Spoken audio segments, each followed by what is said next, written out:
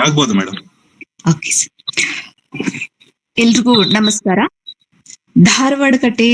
ಧಾರವಾಡದ ಈಗಾಗಲೇ 289 ಕಾರ್ಯಕ್ರಮಗಳನ್ನ ಆಯೋಜನೆ ಮಾಡುವುದರ ಮೂಲಕ ಕರ್ನಾಟಕದಾದ್ಯಂತ ತನ್ನದೇ ಆದಂತಹ ಒಂದು ಸಾಹಿತ್ಯ ವಲಯವನ್ನ ಸೃಷ್ಟಿ ಮಾಡಿಕೊಂಡು ಅನೇಕ ಜನ ಮಹತ್ವದ ವಾಗ್ಮಿಗಳಿಂದ, ಉಪನ್ಯಾಸಕರಿಂದ ಸಾಕಷ್ಟು ವಿಷಯಗಳ ಕುರಿತಾಗಿ, ಅಂದ್ರೆ ಶೇಕ್ಸ್ಪಿಯರ್ನ ಮಹತ್ವದ ಒಂದು 20 ನಾಟಕಗಳ ಮೇಲೆ ಬೇರೆ ಬೇರೆ ಕಾರಣಗಳಿಗಾಗಿ ಉಪನ್ಯಾಸಗಳು ಮಂಡನೆ ಆಗಿದೆ. ಇಂಗ್ಲಿಷ್ ಸಾಹಿತ್ಯ ದರ್ಶನ ಭಾಗ 1ರಲ್ಲಿ 28 ಉಪನ್ಯಾಸಗಳು ಜರುಗಿದ್ದು, ಇಂಗ್ಲಿಷ್ ಸಾಹಿತ್ಯ ದರ್ಶನ ಭಾಗ 2ರಲ್ಲಿ ಒಟ್ಟು 54 ಉಪನ್ಯಾಸಗಳನ್ನ ಮಹತ್ವದ ಮೇರು ಇಂಗ್ಲಿಷ್ ಕೃತಿಕಾರರ ಕುರಿತಾಗಿ ಉಪನ್ಯಾಸಗಳನ್ನ ಆಯೋಜನೆ ಮಾಡುವ ನಿಟ್ಟಿನಲ್ಲಿ, ಅಂದ್ರೆ ಇಂಗ್ಲಿಷ್ ಸಾಹಿತ್ಯದ ಕೃತಿಕಾರರನ್ನ ಕನ್ನಡದ ಮೂಲಕ ಅವ್ರಿಗೆ, ಕನ್ನಡ ಓದುಗರಿಗೆ ದಕ್ಕಿಸ್ಬೇಕು ಅನ್ನುವಂತಹ ಉದ್ದೇಶವನ್ನ ಇಟ್ಕೊಂಡು ಈ ಒಂದು ಮಾಲಿಕೆಯನ್ನ ಪ್ರಾರಂಭ ಮಾಡಿದ್ವಿ. ಈಗಾಗಲೇ 34 ಉಪನ್ಯಾಸಗಳು ಈ ಮಾಲಿಕೆ ಅಡಿನಲ್ಲಿ ಜರುಗಿತ್ತು. ಇವತ್ತು 35ನೇ ಒಂದು ಉಪನ್ಯಾಸಕ್ಕೆ ನಾವೆಲ್ಲರೂ ಕೂಡ ಕಾರಣೀಕರ್ತರಾಗ್ತಾ ಇದ್ದೇವೆ. ಇಂಥ ಉಪನ್ಯಾಸ ಮಾಲಿಕೆಗೆ ಇವತ್ತು ಧಾರವಾಡ ಕಟ್ಟೆಯ ವೇದಿಕೆಯಲ್ಲಿ ಉಪಸ್ಥಿತ ಇರುವಂತಹ ಎಲ್ಲ ಗಣ್ಯ ಮಹನೀಯರಿಗೆ, ಹಿರಿಯರಿಗೆ, ಸಾಹಿತ್ಯಾಸಕ್ತರಿಗೆ ನಾನು ಮೊದಲಿಗೆ ಸ್ವಾಗತವನ್ನ ಕೋರ್ತೇನೆ. ಏಪ್ರಿಲ್ ಇಸ್ ದ ಕ್ರೂಯಲೆಸ್ಟ್ ಮಂತ್ ಎನ್ನುವಂತಹ ಸಾಲಿನೊಂದಿಗೆನೆ ಪ್ರಾರಂಭ ಆಗುವಂತಹ ಮಹಾಕಾವ್ಯ ದ ವೇಸ್ಟ್ ಲ್ಯಾಂಡ್. ಇದು 20ನೇ ಶತಮಾನದ ಮಹತ್ವದ ಕವಿ, ನಾಟಕಕಾರ, ವಿಮರ್ಶಕ TS ಎಲಿಯಟ್ ಬರೆದ ಮಹತ್ವದ ಮಹಾಕಾವ್ಯ. ವೇಸ್ಟ್ಲ್ಯಾಂಡ್ ಕೇವಲ ಕಾವ್ಯ ಅಲ್ಲ, ಅದು ಆಧುನಿಕ ಜಗತ್ತಿಗೆ ಹಿಡಿದ ಕನ್ನಡಿಯಂತೆ ಆಧ್ಯಾತ್ಮಿಕತೆಯ ಕೊರತೆ, ಸಾಂಸ್ಕೃತಿಕ ಕುಸಿತ ಹಾಗೂ ಪುನರುಜ್ಜೀವನಕ್ಕಾಗಿ ನಿಶ್ಶಬ್ದದ ಕೂಗನ್ನ ಪ್ರತಿಬಿಂಬಿಸುತ್ತೆ. ನಾಶದ ಮಧ್ಯೆಯೇ ನವಚೇತನದ ಬೀಜ ಅಡಗಿರುತ್ತೆ. ಇಂಥ ಅನೇಕ ಸಂಗತಿಗಳು ನಾನು ಒಬ್ಬ ಓದುಗಳಾಗಿ, ಸಾಹಿತ್ಯ ಓದುಗಳಾಗಿ ಓದುವಾಗ ನನಗೆ ದಕ್ಕಿದಂತ ಕೆಲವು ಸಂಗತಿಗಳು. ನಾನು ಈ ಮೊದಲೇ ಹೇಳ್ದಾಗೆ ಇದೊಂದು ಮಹಾಕಾವ್ಯ ಸಾಗರ. ಇದರ ಆಳ ಅನನ್ಯವಾದದ್ದು. ಅದರ ಅನನ್ಯತೆಯ ಕುರಿತಾಗಿ ಸಾಮಾನ್ಯ ಓದುಗರಿಗೆ ಬೆಳಕು ಚೆಲ್ಬೇಕು ಅಂತ ನಾವು ಕೇಳ್ಕೊಂಡಾಗ ನಮ್ಮ ಕರೆಯನ್ನ ಮನ್ನಿಸಿ ಇವತ್ತು ಧಾರವಾಡ ಕಟ್ಟೆಯ ಈ ವೇದಿಕೆನಲ್ಲಿ ಶಿವಮೊಗ್ಗೆಯ ಸಹ್ಯಾದ್ರಿ ವಾಣಿಜ್ಯ ಮತ್ತು ನಿರ್ವಹಣಾ ಕಾಲೇಜಿನ ಪ್ರಾಂಶುಪಾಲರು ಹಾಗೂ ಇಂಗ್ಲಿಷ್ ಪ್ರಾಧ್ಯಾಪಕರು, ಮಹತ್ವದ ವಾಗ್ಮಿಯೂ ಆಗಿರುವಂತಹ ಪ್ರೊಫೆಸರ್ ಅವಿನಾಶ್ ಟಿ ಅವರಿದ್ದಾರೆ. ಸರ್, ತಮ್ಗೆ ಧಾರವಾಡ ಕಟ್ಟೆಯ ಈ ವೇದಿಕೆಗೆ ಆತ್ಮೀಯ ಸ್ವಾಗತವನ್ನ ಕೋರ್ತೇವೆ. ಸ್ವಾಗತ ಸರ್. ನಮಸ್ಕಾರ ಮೇಡಮ್. ಹಾಗೇನೆ ಈ ಕಾರ್ಯಕ್ರಮದ ಅಧ್ಯಕ್ಷತೆಯನ್ನ ವಹಿಸಿರುವಂತಹ ಕರ್ನಾಟಕ ಕೇಂದ್ರೀಯ ವಿಶ್ವವಿದ್ಯಾಲಯದಲ್ಲಿ ಅಧ್ಯಯನಾಂಗದ ನಿರ್ದೇಶಕರಾಗಿರುವಂತಹ ನನ್ನ ವಿದ್ಯಾಗುರುಗಳಾಗಿರುವ ಪ್ರೊಫೆಸರ್ ಬಸವರಾಜ್ ಟೋಣು ಸರ್ಗುನು ಕೂಡ ಆತ್ಮೀಯ ಸ್ವಾಗತವನ್ನ ಕೋರ್ತೇವೆ. ಸ್ವಾಗತ ಸರ್. ಹಾಗೆ ಈ ಕಾರ್ಯಕ್ರಮದಲ್ಲಿ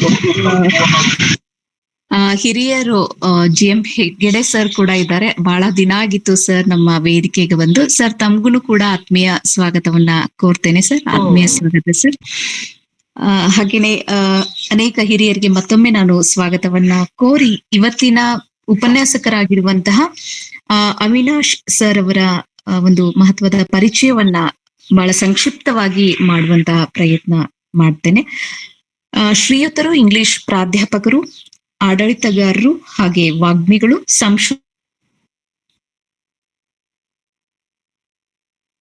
ಗುರುತನ್ನ ಮೂಡಿಸಿದಂತವರು. ಸಾಹಿತ್ಯ ಸಂಶೋಧನೆಯಲ್ಲಿ ಅಪಾರ ಆಸಕ್ತಿ ಹೊಂದಿರುವಂತಹ ಶ್ರೀಯುತರು ರಾಷ್ಟ್ರೀಯ ಹಾಗೂ ಅಂತಾರಾಷ್ಟ್ರೀಯ ವಿಚಾರ ಸಂಕಿರಣಗಳಲ್ಲಿ ಸಂಶೋಧನಾ ಪ್ರಬಂಧಗಳನ್ನ ಮಂಡಿಸಿರುತ್ತಾರೆ. ಕನ್ನಡ ಹಾಗೂ ಇಂಗ್ಲಿಷ್ ಎರಡೂ ಸಾಹಿತ್ಯದಲ್ಲಿ ಆಳವಾದ ಅಧ್ಯಯನ ಹೊಂದಿದಂತ sir, negotiating modernity in the novels of Kuvempu, beyond Navya, the world of Shantinatha Desai, ಇಂಥ ಮಹತ್ವದ ವಿಷಯಗಳನ್ನ ಇಟ್ಕೊಂಡು ಕನ್ನಡ ಒಂದು ಮಹತ್ವದ ಕೃತಿಕಾರರ ಮೇಲೆ ಸಂಶೋಧನಾ ಲೇಖನಗಳನ್ನ ಪ್ರಕಟಿಸಿರುತ್ತಾರೆ. ಇಂಥ ಮಹನೀಯರು ಇವತ್ತು ಧಾರವಾಡ ಕಟ್ಟೆಯ ಈ ವೇದಿಕೆಯಲ್ಲಿ ಮಹಾಕಾವ್ಯ ದ ವೇಸ್ಟ್ಲ್ಯಾಂಡ್ ಕುರಿತಾಗಿ ಮಾತನಾಡ್ಲಿಕ್ಕೆ ಆಗಮಿಸಿ ಒಪ್ಕೊಂಡಿರೋದು ನಮ್ಮ ಸೌಭಾಗ್ಯ. ಇಷ್ಟು ಮಾತುಗಳೊಂದಿಗೆ ಸರ್ಗೆ ನಾನು ಮತ್ತೊಮ್ಮೆ ಸ್ವಾಗತವನ್ನ ಕೋರಿ ಅವರ ಮಾತುಗಳಿಗೆ ಧಾರವಾಡ ಕಟ್ಟೆ ಕಿವಿಯಾಗಬೇಕು ಅಂತ ಕೇಳ್ಕೊಳ್ತೇನೆ. ಸರ್ ಅವರ ಮೊದಲೇ 60 ನಿಮಿಷಗಳ ಕಾಲ ವಿಷಯದ ಕುರಿತಾಗಿ ಮಾತನಾಡ್ತಾರೆ. ಮಧ್ಯದಲ್ಲಿ ತಮ್ಗೆ ಪೂರಕ ವಿಷಯಗಳ ಏನಾದ್ರು ಹಂಚ್ಕೊಳ್ಳೋದಿದ್ರೆ, ಪ್ರಶ್ನೆಗಳಿದ್ರೆ ಅದನ್ನ ಚಾಟ್ ಬಾಕ್ಸ್ ಅಲ್ಲಿ ಹಾಕ್ಬಹುದು. ನಂತರ ಅಧ್ಯಕ್ಷರ ಕೆಲವು ಪೂರ್ವ ಮಾತುಗಳು, ನಂತರದಲ್ಲಿ ಚರ್ಚೆಗೆ ಅವಕಾಶ ಇರುತ್ತೆ. ತಮ್ಮ ಪ್ರಶ್ನೆಗಳನ್ನ ತಾವು ಅನ್ಮ್ಯೂಟ್ ಮಾಡ್ಕೊಂಡು ಮಾಡ್ಬೋದು. ಅಲ್ಲಿವರೆಗೂ ಕೂಡ ತಾವು ದಯವಿಟ್ಟು ತಮ್ಮ ಆಡಿಯೋ ಮತ್ತೆ ವಿಡಿಯೋನ ಮ್ಯೂಟ್ ಮಾಡ್ಕೊಂಡು ಸಹಕಾರ ನೀಡಬೇಕು ಅಂತ ಕೇಳ್ಕೊಳ್ತೇನೆ. ಸರ್, ತಮ್ಗೆ ಮತ್ತೊಮ್ಮೆ ಸ್ವಾಗತ. ಈಗ ತಮ್ಮ ಮಾತುಗಳು ಸರ್. ಧನ್ಯವಾದಗಳು ಮೇಡಮ್. ನಾನು ಕೇಳ್ತಾ ಇದ್ದೀನಾ? Am I audible? ಸರ್, ಕೇಳಿಸ್ತಾ ಇದೆ. It's very clear. ಎಲ್ಲರಿಗೂ ನಮಸ್ಕಾರ. ಮೊಟ್ಟ ಮೊದಲನೇದಾಗಿ ಈ ಧಾರವಾಡ ಕಟ್ಟೆ ಅಂತ ಒಂದು ವಿಶಿಷ್ಟವಾದ ಹೆಸರನ್ನ ಇಟ್ಟುಕೊಂಡು ಇಂಗ್ಲಿಷ್ ಸಾಹಿತ್ಯದ ಒಂದು ಪರಿಚಾರಿಕೆಯನ್ನ ಮಾಡ್ತಾ ಇರ್ತಕ್ಕಂತಹ ಕಟ್ಟೆ ಬಳಗದ ಎಲ್ಲರಿಗೂ ಸಾಹಿತ್ಯ ಪ್ರಿಯರ ವತಿಯಿಂದ ಅಭಿನಂದನೆಗಳು. ನಿಮ್ಮ ಕಾರ್ಡ್ ಅನ್ನ ನೋಡಿದೆ. 280ಕ್ಕೂ ಅಧಿಕ ಉಪನ್ಯಾಸ ಮಾಲಿಕೆಯನ್ನ ನೀವು ಏರ್ಪಡಿಸಿದಿರಿ ವರ್ಚುವಲ್ ಮೋಡ್ ಅಲ್ಲಿ ಅಂತ ಹೇಳಿದ್ರೆ ಅದು ಬಹಳ ಅಭಿನಂದನೀಯವಾಗಿರ್ತಕ್ಕಂತಹ ಕಾರ್ಯ ಮತ್ತು ಕೆಲಸ ಅಂತಾನೆ ನಾನು ನಂಬ್ಕೊಂಡಿದ್ದೇನೆ. ಇಂಗ್ಲಿಷ್ ಸಾಹಿತ್ಯವನ್ನ ಕುರಿತು ಕನ್ನಡ ಭಾಷೆಯಲ್ಲಿ ಈ ರೀತಿಯಾಗಿರ್ತಕ್ಕಂತಹ ಚರ್ಚೆಯನ್ನ ಏರ್ಪಡಿಸುವುದು ಕೂಡ ಒಂದು ಮಹತ್ವದ ಕೆಲಸನೇ. ಯಾಕೆಂದ್ರೆ ಸಾಹಿತ್ಯದ ವಿದ್ಯಾರ್ಥಿಗಳಾಗಿರ್ತಕ್ಕಂಥ ನಮ್ಮೆಲ್ಲರಿಗೂ ಗೊತ್ತಿದೆ, ಇಂಗ್ಲಿಷ್ ಮತ್ತು ಕನ್ನಡದ ಒಂದು ಅನುಸಂಧಾನ ಬಹಳ ಮಹತ್ವದ್ದು ಮತ್ತು ಅದು ಬಹಳ ಸಂಕೀರ್ಣವಾಗಿರ್ತಕ್ಕಂತಹ ಸ್ವರೂಪದ್ದು. ಹಾಗಾಗಿ ಮೊಟ್ಟ ಮೊದಲಿಗೆ ನಾನು ಕಟ್ಟೆ ಬಳಗದ ಎಲ್ಲ ಮಿತ್ರರಿಗೆ ಅದನ್ನ ಏರ್ಪಡಿಸ್ಲಿಕ್ಕೆ ಹಗಲು ಎರಡು ಶ್ರಮಿಸಿರ್ತಕ್ಕಂಥ ಎಲ್ಲರಿಗೂ ಅಭಿನಂದನೆಗಳನ್ನ ಹೇಳಲಿಕ್ಕೆ ಬಯಸ್ತೇನೆ. ಎರಡನೇದಾಗಿ, ನಾನು ಕೂಡ ನಿಮ್ಮ ಹಾಗೇನೆ ಇಂಗ್ಲಿಷ್ ಉಪನ್ಯಾಸಕ, ಸಾಹಿತ್ಯದ ಒಬ್ಬ ಓದುಗ ಅಂತ ಏನು ವಾಗ್ಮಿ ಅಲ್ಲ, ಇರ್ಲಿ. ಇಂಗ್ಲಿಷ್ ವಿಭಾಗ ಅಂತ ಹೇಳಿದ್ರೆ ಅದೊಂದು ರೀತಿ ಫ್ಯಾಮಿಲಿ ರೀತಿ ಇರ್ಬೋದು, ನೀವು ಧಾರವಾಡದಲ್ಲಿ ಇರ್ಬೋದು ಅಥವಾ ಮತ್ತೊಂದ್ ಕಡೆ ಇರ್ಬೋದು. We are all connected.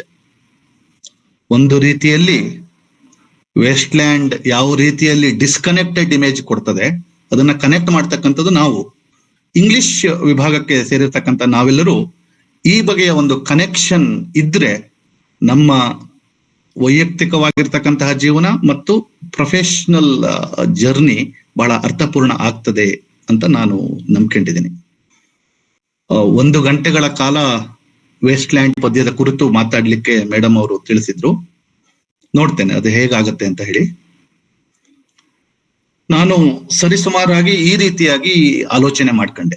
Virtual mode ಬೇರೆ, ಕನೆಕ್ಷನ್ ಹೇಗಿರ್ತದೆಯೋ, ಆಸಕ್ತಿ ಹೇಗಿರ್ತದೆಯೋ ಹೇಳ್ತಕ್ಕಂಥದ್ದು ಸ್ವಲ್ಪ ಅನುಮಾನ ಇತ್ತು. ಆದ್ರೂ ಏನೇ ಇರ್ಲಿ ಹೇಳಿ ನನ್ನ ಚರ್ಚೆಯನ್ನ ಈ ರೀತಿಯಾಗಿ ನಾನು ಒಂದು ರಚಿಸ್ಕೊಂಡಿದ್ದೇನೆ.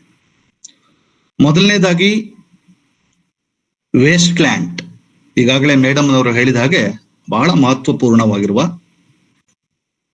ಒಂದು ತಲೆಮಾರಿನ ಭ್ರಮನಿರಸವನ್ನ ನಿರೂಪಿಸಿರ್ತಕ್ಕಂತಹ ಒಂದು ಮಹತ್ವದ ಕಾವ್ಯ. ಅದನ್ನ ಹೇಗೆ ಚರ್ಚೆ ಮಾಡಬೇಕು? ಸುದೀರ್ಘವಾಗಿರ್ತಕ್ಕಂತಹ ಕಾವ್ಯ ಇದು. 5 ಸೆಕ್ಷನ್ ಇದೆ, ಎಲ್ಲರಿಗೂ ಗೊತ್ತಿದೆ. ನಮ್ಮ MA integral part of our syllabi ಅದು. ಆದ್ರೆ ಪುನಃ ಅದನ್ನ ಚರ್ಚೆ ಮಾಡಬಹುದು ನಾವು. ಈ 5 ಭಾಗಗಳಲ್ಲಿ ಇರ್ತಕ್ಕಂತಹ ಪದ್ಯವನ್ನ ನಾನು ಹೇಗೆ ಚರ್ಚೆ ಮಾಡಬೇಕು ಅಂತ ಮಾಡಿದಾಗ ಕೆಲವೊಂದು ನಿಯಮಗಳನ್ನ ನಾನೇ ರೂಪಿಸ್ಕೊಂಡೆ, ಕೆಲವೊಂದು ಮಿತಿಯನ್ನ ಹಾಕೊಂಡೆ. ಒಂದು, ನನ್ನ ಮೊದಲನೆಯ ಭಾಗದಲ್ಲಿ ವೆಸ್ಟ್ಲ್ಯಾಂಡ್ ಪದ್ಯವನ್ನು ಓದಲು, ಚರ್ಚಿಸಲು ಅಗತ್ಯ ಇರ್ತಕ್ಕಂತಹ ಒಂದು ಬ್ಯಾಕ್ಗ್ರೌಂಡ್ ಬೇಕು. ವೆಸ್ಟ್ಲ್ಯಾಂಡ್ ಅನ್ನ ಹಾಗೆ ನೇರವಾಗಿ ಪ್ರವೇಶ ಮಾಡಲಿಕ್ಕೆ ಸಾಧ್ಯ ಇಲ್ಲ. ಇಲ್ಲಿ ಇರ್ತಕ್ಕಂತಹ ಇಂಗ್ಲಿಷ್ MA ವಿದ್ಯಾರ್ಥಿಗಳು ಅಥವಾ ಕನ್ನಡ MA ವಿದ್ಯಾರ್ಥಿಗಳು ಇದ್ರೆ ಅದು ಖಂಡಿತವಾಗಿಯೂ ವಿದ್ಯಾರ್ಥಿಗಳಿಗೆ ಅಥವಾ ನಾವು ವಿದ್ಯಾರ್ಥಿಗಳಾಗಿ ನಮಗೆ ಇರ್ಬೇಕಾದ್ರೆ ನಮ್ಗೆ ಅನುಭವಕ್ಕೆ ಬಂದಿತ್ತು. You need somebody to help you out. To praise the poem out. ಇದರಲ್ಲಿ ಇರ್ತಕ್ಕಂತಹ ಅರ್ಥವನ್ನ, ನಿರೂಪಣೆಯ ಶೈಲಿಯನ್ನ ಅರ್ಥ ಮಾಡ್ಕೊಳ್ಳಿಕ್ಕೆ ಒಂದು ಮಾನಸಿಕವಾಗಿರ್ತಕ್ಕಂತಹ ಸಿದ್ಧತೆ ಬೇಕಾಗಿರ್ತದೆ, ಒಂದು ಸಣ್ಣ ಮಟ್ಟದ ಓದು ಬೇಕಾಗಿರ್ತದೆ. ಸೊ ಹಾಗಾಗಿ ವೇಸ್ಟ್ಲ್ಯಾಂಡ್ ಪದ್ಯವನ್ನ ಪ್ರವೇಶ ಮಾಡೋದಕ್ಕಿಂತ ಮೊದಲು ನಾನು ಕೆಲವೊಂದು ತಾತ್ವಿಕ ನೆಲೆಗಟ್ಟನ್ನ ರೂಪಿಸ್ಕೊಳ್ಬೇಕು ಅಂತ ನಾನು ಬಯಸಿದ್ದೀನಿ. ಒಂದು ಪ್ರವೇಶಿಕೆ, ಚಿಕ್ಕ ಪ್ರವೇಶಿಕೆ, ಸರಳವಾಗಿರ್ತಕ್ಕಂತಹ ಪ್ರವೇಶಿಕೆ ಇದಕ್ಕೆ ಅಗತ್ಯವಿದೆ. ಈ ಸರಳವಾಗಿರ್ತಕ್ಕಂತಹ ಪ್ರವೇಶಿಕೆಯ ಮೂಲಕವಾಗಿ ವೇಸ್ಟ್ಲ್ಯಾಂಡ್ ಅನ್ನು ಬಹಳ ಜೋರಾಗಿ ಚರ್ಚೆ ಮಾಡಬಹುದು ಅಂತ ನನಗನ್ನಿಸ್ತು. ಸೊ ಹಾಗಾಗಿ ಮೊದಲನೆಯ 5-10 ನಿಮಿಷ ಒಂದು ಚಿಕ್ಕ ಚರ್ಚೆಯನ್ನ ನಾನು ಮಾಡ್ಲಿಕ್ಕೆ ಬಯಸ್ತೇನೆ. ಇದಕ್ಕೆ ಪೂರಕವಾಗಿ ವೇಸ್ಟ್ಲ್ಯಾಂಡ್ ಪ್ರಪಂಚವನ್ನ, ವೇಸ್ಟ್ಲ್ಯಾಂಡ್ ಪದ್ಯದ ಪ್ರಪಂಚವನ್ನ, ಟಿ.ಎಸ್. ಎಲಿಯಟ್ನ ಪ್ರಪಂಚವನ್ನ ಪ್ರವೇಶ ಮಾಡ್ಲಿಕ್ಕೆ ಮೊದಲು ಅದಕ್ಕೆ ಪೂರಕವಾದ ಸಿದ್ಧತೆ ಬೇಕು ಅಂತ ಅನಿಸಿದ್ರಿಂದ ಇದು ಏನದು. ಮೊದಲನೇದಾಗಿ ನಾನು ಈಗಾಗಲೇ ಹೇಳಿದ ಹಾಗೆ, ಮೇಡಮ್ ಅವರು ಹೇಳಿದ ಹಾಗೆ, 20ನೇ ಶತಮಾನದ ಕಾವ್ಯ ಪ್ರಕಾರವನ್ನೇ ಅದು ಅಗಾಧವಾಗಿ ಪ್ರಭಾವಿಸಿದ ಒಂದು ಪದ್ಯ ಇದು. 1922ರಲ್ಲಿ ಅದು ಪ್ರಕಟ ಆಗ್ತದೆ. ಕ್ರೈಟೀರಿಯನ್ ಪತ್ರಿಕೆ ಅದನ್ನ ಎಲಿಯಟ್ ಕೂಡ ಎಡಿಟ್ ಮಾಡ್ತಾನೆ, ಅದರಲ್ಲಿ ಪ್ರಕಟ ಆಗಿರ್ತಕ್ಕಂಥದ್ದು. ಸ್ವಾರಸ್ಯ ಅಂದ್ರೆ ನಿಮ್ಗೆಲ್ಲರಿಗೂ ಬಹುಶಃ ತಿಳಿದಿದೆ ಅಂತ ನಾನು ಭಾವಿಸಿದ್ದೇನೆ. ವಿದ್ಯಾರ್ಥಿ ಮಿತ್ರರು ಏನಾದ್ರು ಇದ್ರೆ ಅವರಿಗೆ ಒಂದು ಮಾಹಿತಿ. ಈ ಪದ್ಯವನ್ನ ಮೊಟ್ಟ ಮೊದಲು ಪ್ರಕಟ ಮಾಡಿದಾಗ ಟಿ.ಎಸ್. ಎಲಿಯಟ್ ಅದಕ್ಕೆ ಫುಟ್ ನೋಟ್ಸ್ ಇರಲಿಲ್ಲ, ಅಡಿ ಟಿಪ್ಪಣಿ ಇರಲಿಲ್ಲ. ಅನೇಕರಿಗೆ ಇದು ಬಹಳ ದೊಡ್ಡ ಸಮಸ್ಯೆಯಾಗಿ ಕಾಡಿತ್ತಂತೆ. ಈ ಪದ್ಯ ಏನನ್ನ ಹೇಳಲಿಕ್ಕೆ ಬಯಸ್ತಾ ಇದೆ, ಅದು ಕಮ್ಯುನಿಕೇಶನ್ ಮಾಡ್ತಾ ಇಲ್ವಲ್ಲ, ಅದು ನಮಗೆ ಅರ್ಥವೇ ಆಗ್ತಾ ಇಲ್ಲಲ್ಲ ಹೇಳ್ತಕ್ಕಂಥ ನೆಲೆಯಲ್ಲಿ ಟೀಕೆಗಳು ಬಂದ್ವಂತೆ. ಹಾಗಾಗಿ ಮುಂದಿನ ಎಡಿಷನ್ ಅಲ್ಲಿ ಎಲಿಯಟ್ ವಿಸ್ತೃತವಾಗಿರ್ತಕ್ಕಂತಹ ಅಡಿ ಟಿಪ್ಪಣಿಗಳ ಜೊತೆಗೆ ಈ ಪದ್ಯವನ್ನ ಪ್ರಕಟ ಮಾಡ್ತಾ ಇದ್ದಾರಂತೆ. ಅದರಲ್ಲೇ ನಮಗೆ ಅರ್ಥ ಆಗ್ತದೆ ಈ ಪದ್ಯ ಎಷ್ಟು ಸಂಕೀರ್ಣವಾಗಿದೆ. ಈ ಪದ್ಯದ ಒಂದು ನಿರೂಪಣಾ ತಂತ್ರವೇ ಸಾಂಪ್ರದಾಯಿಕವಾಗಿರ್ತಕ್ಕಂತಹ ಪದ್ಯಗಳಿಗಿಂತ ವಿಭಿನ್ನವಾಗಿದೆ ಹೇಳ್ತಕ್ಕಂಥದ್ದು ನಮಗೆ ಅರಿವಾಗ್ತದೆ. ಹಾಗಾಗಿ ಒಂದು ಸಿದ್ಧತೆ ಬೇಕು.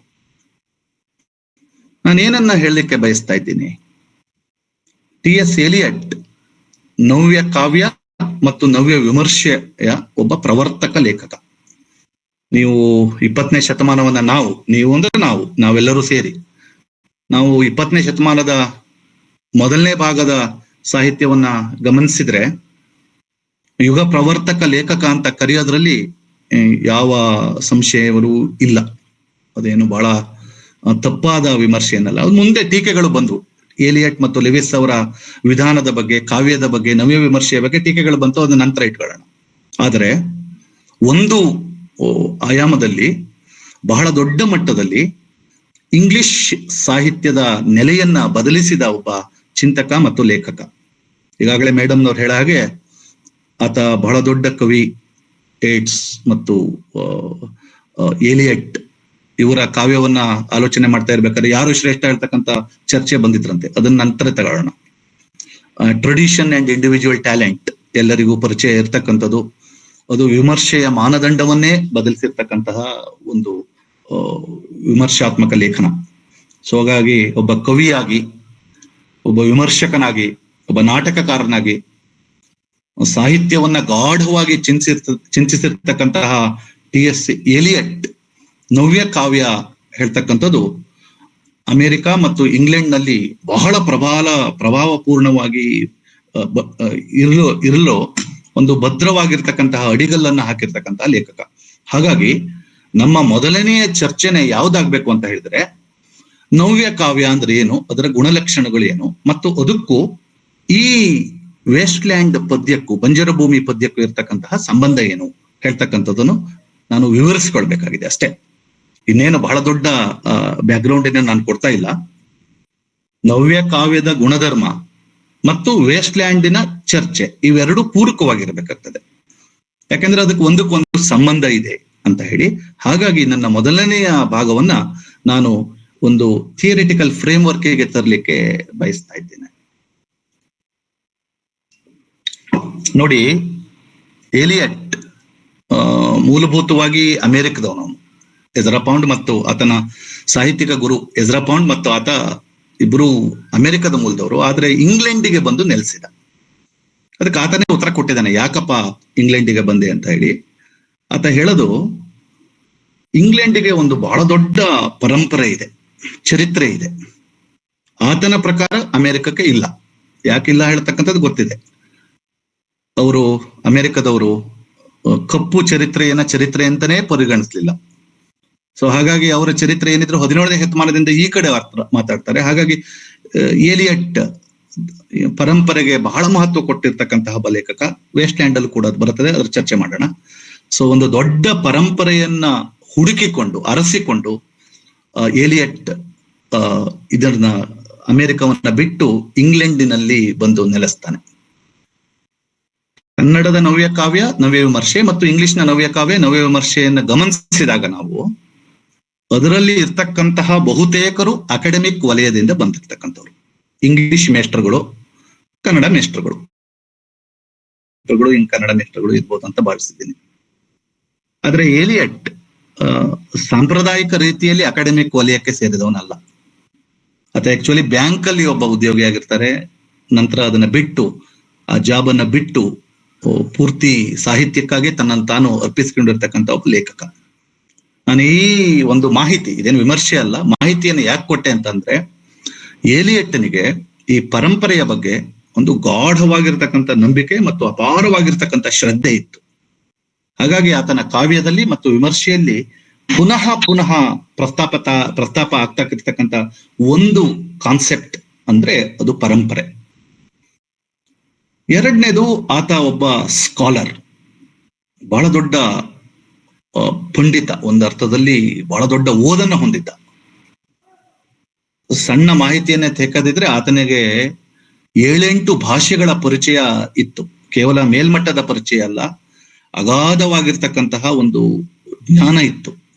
ಆತನಿಗೆ ಗ್ರೀಕ್ ಬರ್ತಿತ್ತು, ಲ್ಯಾಟಿನ್ ಬರ್ತಿತ್ತು, ಇಂಗ್ಲಿಷು, ಸ್ವಾರಸ್ಯ ಅಂದ್ರೆ ಪೂರ್ವದ ಅಥವಾ ನಮ್ಮದ ಸಂಸ್ಕೃತ, ಫ್ರೆಂಚ್, ಹೀಗೆ ಬೇರೆ ಬೇರೆ ಭಾಷೆಗಳು ಆತನಿಗೆ ಪರಿಚಯ ಇತ್ತು ಅಥವಾ ಪರಿಚಯ ಮಾಡ್ಕೊಂಡಿದ್ದ. ಯಾಕೆ ಅಂತ ಹೇಳಿದ್ರೆ, ಅವನ ಕಾವ್ಯದಲ್ಲಿ ಎಸ್ಪೆಷಲಿ ವೇಸ್ಟ್ ಲ್ಯಾಂಡ್ ನಲ್ಲಿ ಈ ಬಗೆಯ ಬೇರೆ ಬೇರೆ ಬೇರೆ ಬೇರೆ ಸೋರ್ಸ್ಗಳು ಪುನಃ ಪುನಃ ಪ್ರಸ್ತಾಪ ಆಗ್ತವೆ.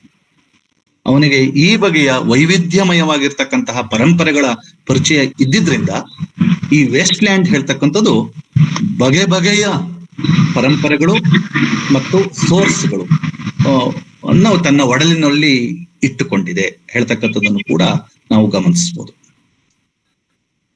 ಇಷ್ಟು ಹೇಳಿ ನನ್ನ ಮುಂದಿನ ಪಾಯಿಂಟ್ಗೆ ಬರ್ಲಿಕ್ಕೆ ಪ್ರಯತ್ನ ಪಡ್ತೇನೆ. ನಾನು ಈಗಾಗಲೇ ಒಂದು ಮಾತನ್ನು ಹೇಳಿದೆ, ಆತ ನವ್ಯ ಕಾವ್ಯದ ಪ್ರವರ್ತಕ ಲೇಖಕರಲ್ಲಿ ಒಬ್ಬ ಅಂತ ಹೇಳಿ. ಇಂಗ್ಲಿಷ್ ಸಾಹಿತ್ಯದ ವಿದ್ಯಾರ್ಥಿಗಳಾದ ನಾವೆಲ್ಲರೂ ಈ ಕಾನ್ಸೆಪ್ಚುವಲ್ ಕ್ಲಾರಿಟಿ ಬೇಕಾಗ್ತದೆ ನಮಗೆ. ನಾವು ಏನನ್ನ ಮಾತಾಡ್ತಾ ಇರ್ತೇವೆ ಅವಾಗ ನಮಗೆ ಅಲ್ಲಿನ ಪರಿಭಾಷೆಗಳ ಪರಿಚಯ ಇರಬೇಕಾಗ್ತದೆ. ಇಂಗ್ಲಿಷ್ ನಲ್ಲಿ ನಾವು ಇದನ್ನ ಮಾಡರ್ನಿಸ್ಟ್ ಅಂತ ಕರಿತೇವೆ, ಮಾಡರ್ನ್ ಅಂತ ಕರೆಯಲ್ಲ. He was a modernist writer. ನವ್ಯ ಕಾವ್ಯ ಅಂತ ಹೇಳೋದಕ್ಕೆ ಮಾಡರ್ನಿಸ್ಟ್ ಪೊಯೆಟ್ರಿ ಅಂತ ಹೇಳ್ಬೋದು. ಇಟ್ ಈಸ್ ನಾಟ್ ಮಾಡರ್ನ್, ಆಧುನಿಕ ಅಲ್ಲ. ಆಧುನಿಕ ಮತ್ತು ನವ್ಯ ಇವೆರಡಕ್ಕೂ ಒಂದು ಸ್ವಲ್ಪ ಡಿಫರೆನ್ಸ್ ಇದೆ. ಅದನ್ನ ನಾವು ಬಗೆಹರಿಸಿ ಹೇಳ್ಬೇಕು. ಅವಾಗ ನಮಗೆ ವೇಸ್ಟ್ ಲ್ಯಾಂಡ್ ಇನ್ನೂ ಚೆನ್ನಾಗಿ ಅರ್ಥ ಆಗ್ತದೆ ಅಂತ ನಾನು ಭಾವಿಸ್ಕೊಂಡಿದ್ದೀನಿ. ಏನಿದು, ನಾನು ಏನನ್ನ ಹೇಳಲಿಕ್ಕೆ ಬಯಸ್ತಾ ಇದ್ದೀನಿ, ಮಾಡರ್ನ್ ಅಥವಾ ಆಧುನಿಕ ಅಂತ ಅಂದ್ರೆ ಅದು ಸಮಕಾಲೀನತೆಗೆ ಸಂಬಂಧಪಟ್ಟಿರ್ತಕ್ಕಂತಹ ಒಂದು ಪದಪುಂಜ. Anybody can be modern. Kuvempu can be a modern poet, Pampa, Shakespeare, Dante, ಯಾರು ಬೇಕಾದ್ರೂ ಆಗ್ಬೋದು. ಯಾವಾಗ ಆಗ್ಬೋದು ಅಂತ ಹೇಳಿದ್ರೆ, ಅವರ ಕಾವ್ಯ ಅಥವಾ ಅವರ ಕೃತಿಗೆ ಒಂದು ಸಮಕಾಲೀನ ಮೌಲ್ಯ ಇದ್ದಾಗ ಯಾರು ಬೇಕಾದ್ರೂ ಆಧುನಿಕ ಕವಿ ಅಥವಾ ಲೇಖಕ ಆಗ್ಬೋದು, ಲೇಖಕಿ ಆಗ್ಬೋದು. ಆದ್ರೆ ನವ್ಯ ಅಂದ್ರೆ ಏನು, ಏಲಿಯಟ್ ಅದಕ್ಕೆ ಸ್ಪಷ್ಟಪಡಿಸ್ತಾರೆ. ಏನಂತ ಅಂದ್ರೆ, ಈ ಮಾಡರ್ನಿಸಂ ಅಥವಾ ಮಾಡರ್ನಿಸ್ಟ್ ಅದು ಒಂದು ಸಂವೇದನೆಗೆ ಸಂಬಂಧಪಟ್ಟಿರ್ತಕ್ಕಂತಹ ವಿಚಾರ. A kind of unique sensibility 20ನೇ ಶತಮಾನದ ಮೊದಲನೇ ಭಾಗದಲ್ಲಿ ಇದ್ದಿರ್ತಕ್ಕಂಥ ಲೇಖಕರು, ಮುಖ್ಯವಾಗಿ ಕವಿಗಳನ್ನ ಗಮನಿಸಿದಾಗ ಅವರೆಲ್ಲರೂ ಬೇರೆ ಬೇರೆ ರೀತಿಯಲ್ಲಿ ಬರೆದ್ರು. ಆದ್ರೆ ಅವರೆಲ್ಲರಿಗೂ ಕಾಮನ್ ಆಗಿರ್ತಕ್ಕಂಥ ಕೆಲವೊಂದು ಸಂವೇದನೆ ಇತ್ತು. ಹಾಗಾಗಿ ಅದನ್ನ ನಾವು ಮಾಡರ್ನಿಸ್ಟ್ ಪೊಯೆಟ್ರಿ ಅಂತ ಹೇಳ್ತೇವೆ.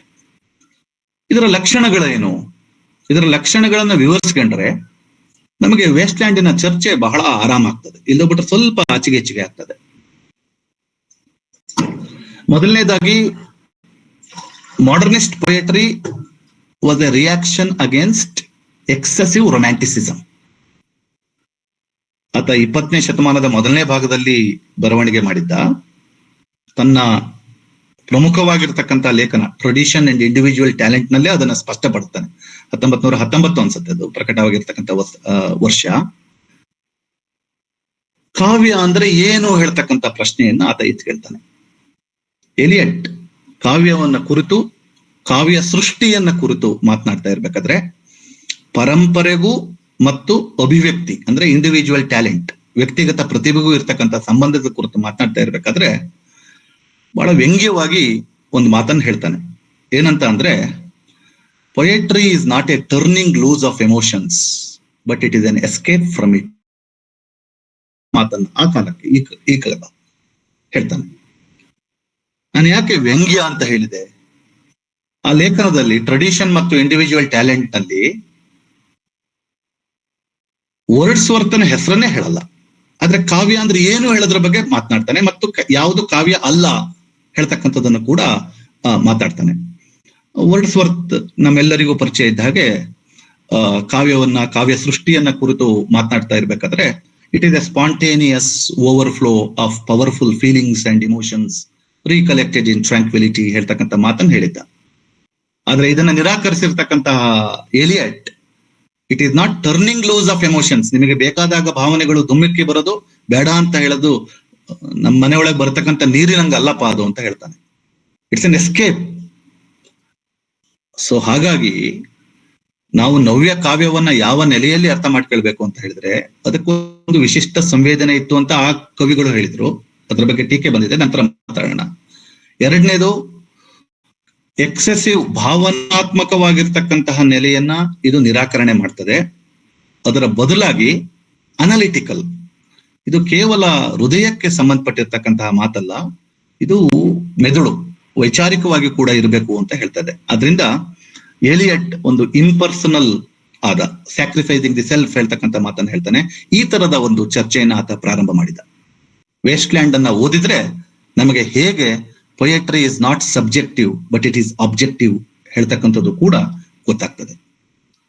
ಎರಡನೇದು, ನಾವು ಬಹಳ ಮುಖ್ಯವಾಗಿ ಗಮನಿಸಬೇಕಾಗಿರೋದು, ಪರಂಪರಾಗತವಾಗಿರ್ತಕ್ಕಂತಹ ಕಾವ್ಯದಲ್ಲಿ ಅಥವಾ ಕಾವ್ಯ ವಿಮರ್ಶೆಯಲ್ಲಿ, ನಾವು ಯಾವ್ದನ್ನ ಪೊಯೆಟಿಕ್ಸ್ ಅಂತ ಹೇಳ್ತೇವೆ, ಅದರಲ್ಲಿ ಕಂಟೆಂಟ್, ವಸ್ತುವಿಗೆ ಮಾತ್ರ ನಾವು ಬಹಳ ಮಹತ್ವ ಕೊಟ್ಬಿಟ್ಟಿದ್ವಿ ಅಥವಾ ಕೊಟ್ಟಿದ್ರು. ಎಲಿಯಟ್ ಅಥವಾ ನವ್ಯ ವಿಮರ್ಶಕರು, ನವ್ಯ ಕಾವ್ಯದ ಪ್ರವರ್ತಕರು ಇದನ್ನ ನಿರಾಕರಿಸ್ತಾರೆ. ಅವ್ರೇನ್ ಹೇಳ್ತಾರೆ ಅಂತ ಹೇಳಿದ್ರೆ, what we say cannot be separated from how we say it. ನಾವು ಯಾವುದನ್ನ ಹೇಳುತ್ತೇವೋ, ಏನನ್ನ ಹೇಳುತ್ತೇವೋ ಅದನ್ನ ಹೇಗೆ ಹೇಳುತ್ತೇವೆ ಹೇಳೋದ್ರಿಂದ ಬೇರ್ಪಡಿಸ್ಲಿಕ್ಕೆ ಸಾಧ್ಯ ಇಲ್ಲ. ಅಂದ್ರೆ ಅವ್ರದ್ದೊಂದು ಫೇಮಸ್ ಸ್ಟೇಟ್ಮೆಂಟ್ ಇದೆಯಲ್ಲ, form and content cannot be separated. Waste land ಪದ್ಯವನ್ನ ಅಥವಾ ನವ್ಯ ಕಾವ್ಯ ಅಥವಾ ಬೇರೆ ಯಾವುದನ್ನ ಓದ್ಬೇಕಾದ್ರೆ ನಾವು ಕೇವಲ ವಸ್ತುವಿಗೆ ಮಾತ್ರ ಗಮನ ಕೊಡದೆ ಅದನ್ನ ಕವಿ ಹೇಗೆ ನಿರ್ವಹಣೆ ಮಾಡಿದ್ದಾರೆ, ನಿರೂಪಣೆ ಮಾಡಿದ್ದಾರೆ, ಈ ನಿರೂಪಣಾ ತಂತ್ರದ ಬಗ್ಗೆನೂ ಕೂಡ ಆಲೋಚನೆ ಮಾಡ್ಬೇಕಾಗ್ತದೆ. ಹಾಗಾಗಿ ನಾವು ವೇಸ್ಟ್ ಲ್ಯಾಂಡ್ ಅನ್ನ ಕುರಿತು ಮಾತಾಡ್ಬೇಕಾದ್ರೆ ಅದರ ವಸ್ತು ಮತ್ತು ನಿರೂಪಣಾ ತಂತ್ರ ಇವೆರಡನ್ನು ಒಟ್ಟೊಟ್ಟಿಗೆ ಇಟ್ಕೊಂಡು ನೋಡ್ಬೇಕಾಗ್ತದೆ. ನೆಕ್ಸ್ಟ್, ಈ ವೇಸ್ಟ್ ಲ್ಯಾಂಡ್ ಪದ್ಯವನ್ನ ಚೆನ್ನಾಗಿ ಅರ್ಥ ಮಾಡ್ಕೊಳ್ಳಿಕ್ಕೆ ನಮಗೆ ಇನ್ನೊಂದೆರಡು ಅಂಶಗಳು ಅಗತ್ಯವಾಗಿ ಬೇಕೇ ಬೇಕಾಗ್ತದೆ. ಅದೇಂದ್ರೆ, ಎಲಿಯಟ್ ತನ್ನ ಕಾವ್ಯದಲ್ಲಿ ಒಂದು ಸರಳವಾಗಿರ್ತಕ್ಕಂತಹ ನಿರೂಪಣಾ ಶೈಲಿಯನ್ನ ಬಿಟ್ಟುಕೊಟ್ಬಿಟ್ಟಿದ್ದ. ಆತನಿಗೆ ಅದು ಇಷ್ಟ ಇರಲಿಲ್ಲ. ಅದರ ಬದಲಾಗಿ ಈ ಸಂಕೇತಗಳು ಮತ್ತು ಪ್ರತಿಮೆಗಳು, ನಾವು ಯಾವ್ದನ್ನ ಮೆಟಫರ್ಸ್, ರೂಪಕಗಳು ಅಂತ ಹೇಳ್ತೇವೋ, ಅದರ ಮೂಲಕವಾಗಿ ಕಾವ್ಯವನ್ನ ಕಟ್ತಕ್ಕಂತಹ ಪ್ರಯತ್ನವನ್ನ ಆತ ಮಾಡಿದ್ದ ಮತ್ತು ಯಶಸ್ವಿ ಕೂಡ ಆದ. ಹಾಗಾಗಿ ವೇಸ್ಟ್ಲ್ಯಾಂಡ್ ಪದ್ಯವನ್ನ ಓದಬೇಕಾದ್ರೆ ಅಲ್ಲಿ ಬರ್ತಕ್ಕಂತಹ ಪ್ರತಿಮೆಗಳು ಮತ್ತು ರೂಪಕಗಳು, ಮೆಟಫರ್ಸ್ ಯಾಕೆ ಬರ್ತದೆ, ಹೇಗೆ ಬರ್ತದೆ ಹೇಳ್ತಕ್ಕಂಥದ್ದನ್ನ ನಾವು ಆಲೋಚನೆ ಮಾಡ್ಬೇಕಾಗ್ತದೆ. ನವ್ಯ ಕಾವ್ಯದ ಲಕ್ಷಣಗಳಲ್ಲಿ ಅದು ಕೂಡ ಒಂದು. ಸರಳವಾಗಿರ್ತಕ್ಕಂತಹ ನಿರೂಪಣೆಯನ್ನ ಬಿಟ್ಟು ಸ್ವಲ್ಪ ಸಂಕೀರ್ಣವಾಗಿರುವ, ಪ್ರತಿಮೆಗಳ ಮೂಲಕವಾಗಿರುವ ಮತ್ತು ಸರ್ಕ್ಯುಲರ್, ಅದನ್ನು ಯಾವ ಕಡೆಯಿಂದನೂ ಪ್ರವೇಶಕ್ಕೆ ಪಡಿಬಹುದು, ಯಾವ ಕಡೆಯಿಂದನೂ ನಿರ್ಗಮನ ಹೊಂದ್ಬೋದು ಅಥವಾ ವಾಪಸ್ ಬರ್ಬೋದು. ಈ ತರದ ಒಂದು ತಂತ್ರಗಾರಿಕೆಯನ್ನ ಏಲಿಯಟ್ ನೇತೃತ್ವದ ನವ್ಯ ಕವಿಗಳು ಪ್ರಯೋಗ ಮಾಡಿದ್ರು. ಹಾಗಾಗಿ ಪ್ರಯೋಗಶೀಲತೆಯ ಹಿನ್ನೆಲೆಯಲ್ಲಿ ಕೂಡ ನಾವು ವೇಸ್ಟ್ಲ್ಯಾಂಡ್ ಪದ್ಯವನ್ನ, ಅದರ ತಂತ್ರಗಾರಿಕೆಯನ್ನ, ನಿರೂಪಣಾ ತಂತ್ರವನ್ನ ಗಮನಿಸಬೇಕಾಗ್ತದೆ. ಅಷ್ಟೇ ಅಲ್ಲ, ವೇಸ್ಟ್ಲ್ಯಾಂಡ್ ಪದ್ಯವನ್ನ ಓದಬೇಕಾದ್ರೆ ಇನ್ನೊಂದೆರಡು ಅಂಶಗಳನ್ನ ಸೇರಿಸ್ಕೊಳ್ಬೇಕು. ಏನು ಅಂತ ಹೇಳಿದ್ರೆ, ವೇಸ್ಟ್ಲ್ಯಾಂಡ್ ಈಸ್ ಆನ್ ಆಬ್ಜೆಕ್ಟ್. ಬಹಳ ಗಾಢವಾಗಿ ಏನರ ಬಗ್ಗೆ ಆಲೋಚನೆ ಮಾಡ್ತದೆ ಅಂತ ಹೇಳಿದ್ರೆ, ಆಧುನಿಕ ನಗರ ಸಂಸ್ಕೃತಿಗಳಲ್ಲಿ ಇರ್ತಕ್ಕಂತಹ ಒಂದು ಪರಕೀಯವಾಗಿರ್ತಕ್ಕಂತಹ ಭಾವನೆಯನ್ನ ಅದು ಅರ್ಥ ಮಾಡಿ ನಿರೂಪಿಸ್ಲಿಕ್ಕೆ, ವಿಶ್ಲೇಷಣೆ ಮಾಡ್ಲಿಕ್ಕೆ ಬಯಸ್ತದೆ. ಹಾಗಾಗಿ ಏಲಿಯಟ್ಟನ ಕಾವ್ಯಕ್ಕೂ ಒಂದು ಅರ್ಬನ್ ಆಗಿರ್ತಕ್ಕಂತಹ ಎಕ್ಸ್ಪೀರಿಯನ್ಸಿಗೂ, ಅನುಭವಕ್ಕೂ ಇರ್ತಕ್ಕಂತಹ ಸಂಬಂಧವನ್ನ ಕೂಡ ನಾವು ಗಮನಿಸಬೇಕಾಗ್ತದೆ. ನವ್ಯ ಕಾವ್ಯ ಹೇಳ್ತಕ್ಕಂಥದ್ದು ಈ ಬಗೆಯ ಯುರೋಪಿನ ನಗರೀ ಕೇಂದ್ರಿತವಾಗಿರ್ತಕ್ಕಂತಹ ಅನುಭವಗಳನ್ನ ಮುನ್ನೆಲೆಗೆ ತಂತು. ಇಷ್ಟನ್ನ ನಾವು ನವ್ಯ ಕಾವ್ಯಕ್ಕೆ ಸಂಬಂಧಪಟ್ಟು ಇಲ್ಲಿ ಪ್ರಸ್ತಾಪ ಮಾಡ್ಬೋದು. ಇದರರ್ಥ ನವ್ಯ ಕಾವ್ಯದ ಲಕ್ಷಣಗಳು ಕೇವಲ ಇವಿಷ್ಟೇ ಅಂತಲ್ಲ, ಸಮಯದ ಒಂದು ಇದನ್ನ ನೋಡ್ತಾನೆ ಇದ್ದೀನಿ ನಾನು. ಸೊ ಅದರ ಮೂಲಕವಾಗಿ ನಾವು ಪ್ರವೇಶಕ್ಕೆ ಪಡಿಬಹುದು. ಸ್ನೇಹಿತರೆ,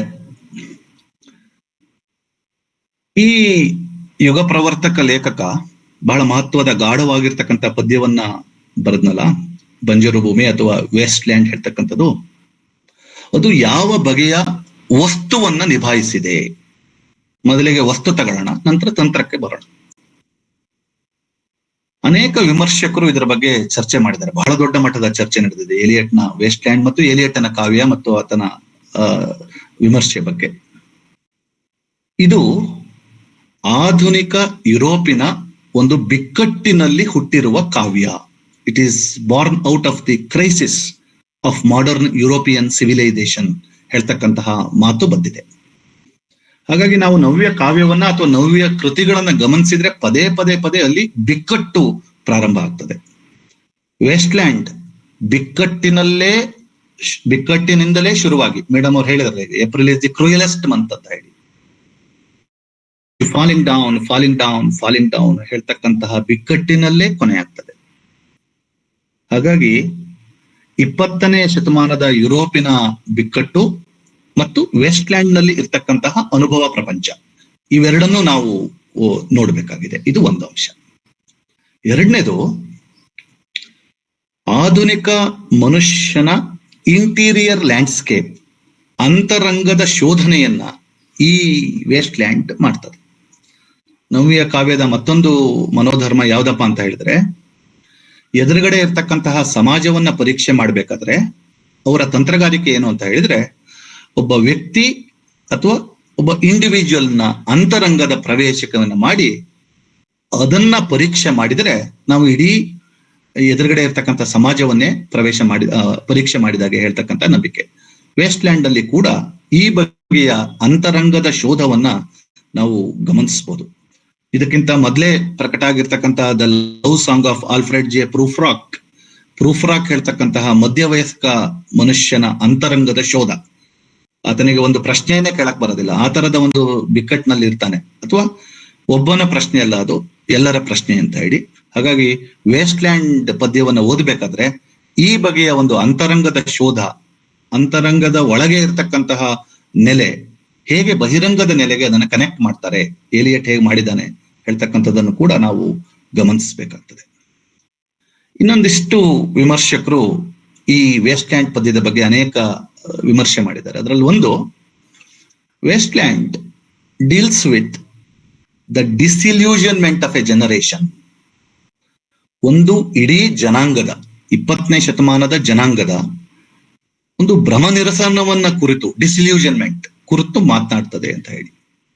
ಎಲಿಯಟ್ ಹೇಳ್ತಾನೆ, ಜನರೇಷನ್ ಅಂತ ಹೇಳೋದನ್ನು ಒಪ್ಪೋದಿಲ್ಲ, ಆದ್ರೂ ಕೂಡ ಇದು ಒಂದು ಭ್ರಮೆ ಇದೆ, ಇಲ್ಲಿ ಭ್ರಮ ನಿರಸನ, ಭ್ರಮೆ ಅಲ್ಲ, ಭ್ರಮ ನಿರಸನ ಇದೆ ಹೇಳ್ತಕ್ಕಂಥ ಮಾತು ಹೇಳ್ತಾನೆ.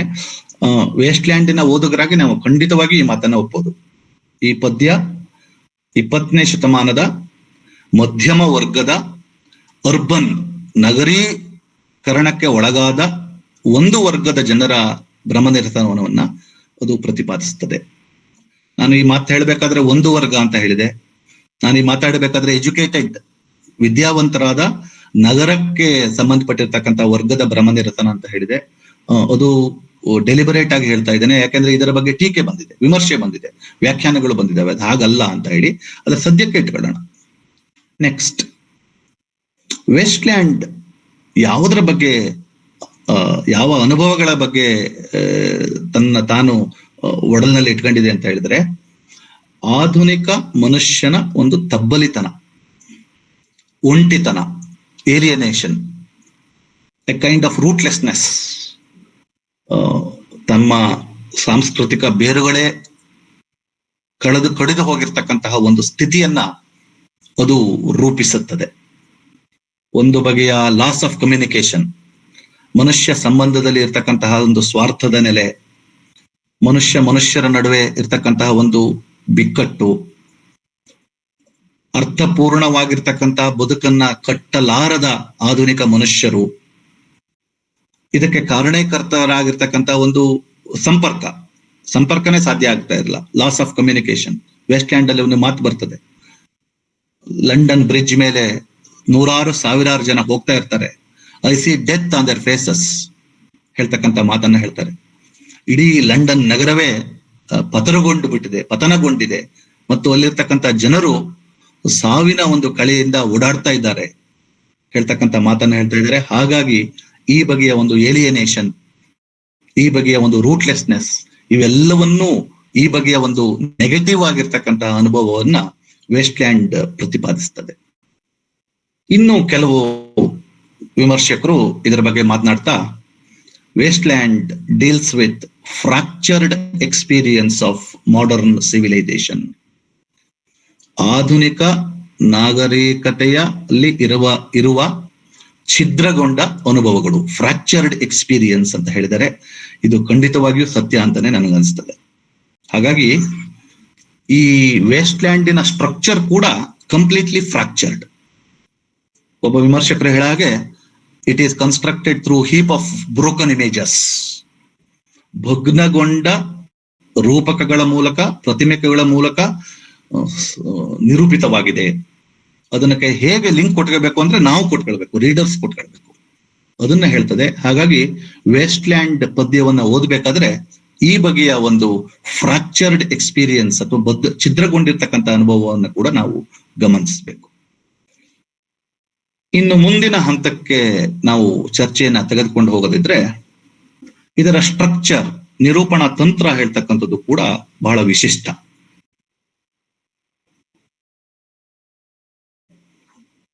ಎಲಿಯಟ್ ತನ್ನ ಇಡೀ ಕಾವ್ಯ ಪ್ರಪಂಚದಲ್ಲಿ ಸರಳವಾಗಿರುವ, ಲೀನಿಯರ್ ಆಗಿರುವ ನಿರೂಪಣಾ ವಿಧಾನವನ್ನ ಬಿಟ್ಕೊಟ್ಟಿದ್ದ.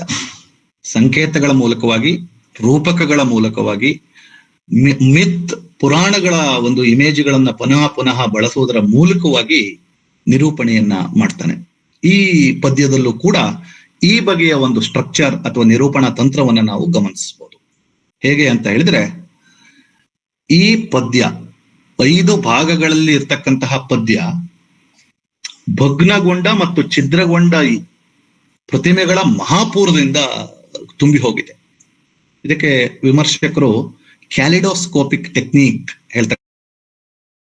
ಅಂದ್ರೆ ಹೇಗೆ ಮೂವಿ ಕ್ಯಾಮರಾ ಒಂದು ಇಮೇಜ್ ಇಂದ ಮತ್ತೊಂದು ಇಮೇಜ್ಗಳಿಗೆ ಒಂದೇ ಸರಿ ಶಿಫ್ಟ್ ಆಗ್ತದೆ, ಹಾಗೆ ಏಲಿಯಟ್ನ ಕಾವ್ಯ ಪ್ರಪಂಚದಲ್ಲಿ ಮತ್ತು ಪ್ರಮುಖವಾಗಿ ವೆಸ್ಟ್ ಲ್ಯಾಂಡ್ ನಲ್ಲಿ ಈ ಸ್ಕೋಪಿಕ್ ಟೆಕ್ನಿಕ್ ತಂತ್ರವನ್ನ ಬಹಳ ಸಮರ್ಥವಾಗಿ ಏಲಿಯಟ್ ಬಳಸಿಕೊಂಡಿದ್ದಾನೆ.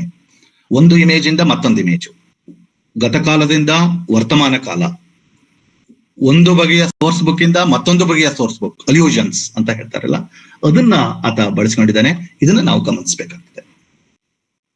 ಈ ನಿರೂಪಣಕ ತಂತ್ರಕ್ಕೆ ಸಂಬಂಧಪಟ್ಟ ಹಾಗೆ ಇನ್ನೊಂದು ಮಾತನ್ನ ನಾನು ಸೇರಿಸ್ಕೊಳ್ಳೇಬೇಕು.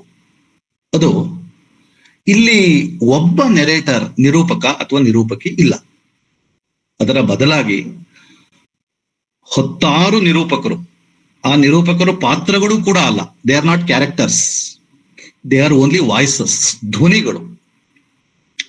10 100 ಧ್ವನಿಗಳ ಮೂಲಕವಾಗಿ ನಿರೂಪಿತವಾಗಿರುವ ಒಂದು ವಿಶಿಷ್ಟವಾಗಿರುವ ಕಾವ್ಯ ಇದು ವೆಸ್ಟ್ ಲ್ಯಾಂಡ್.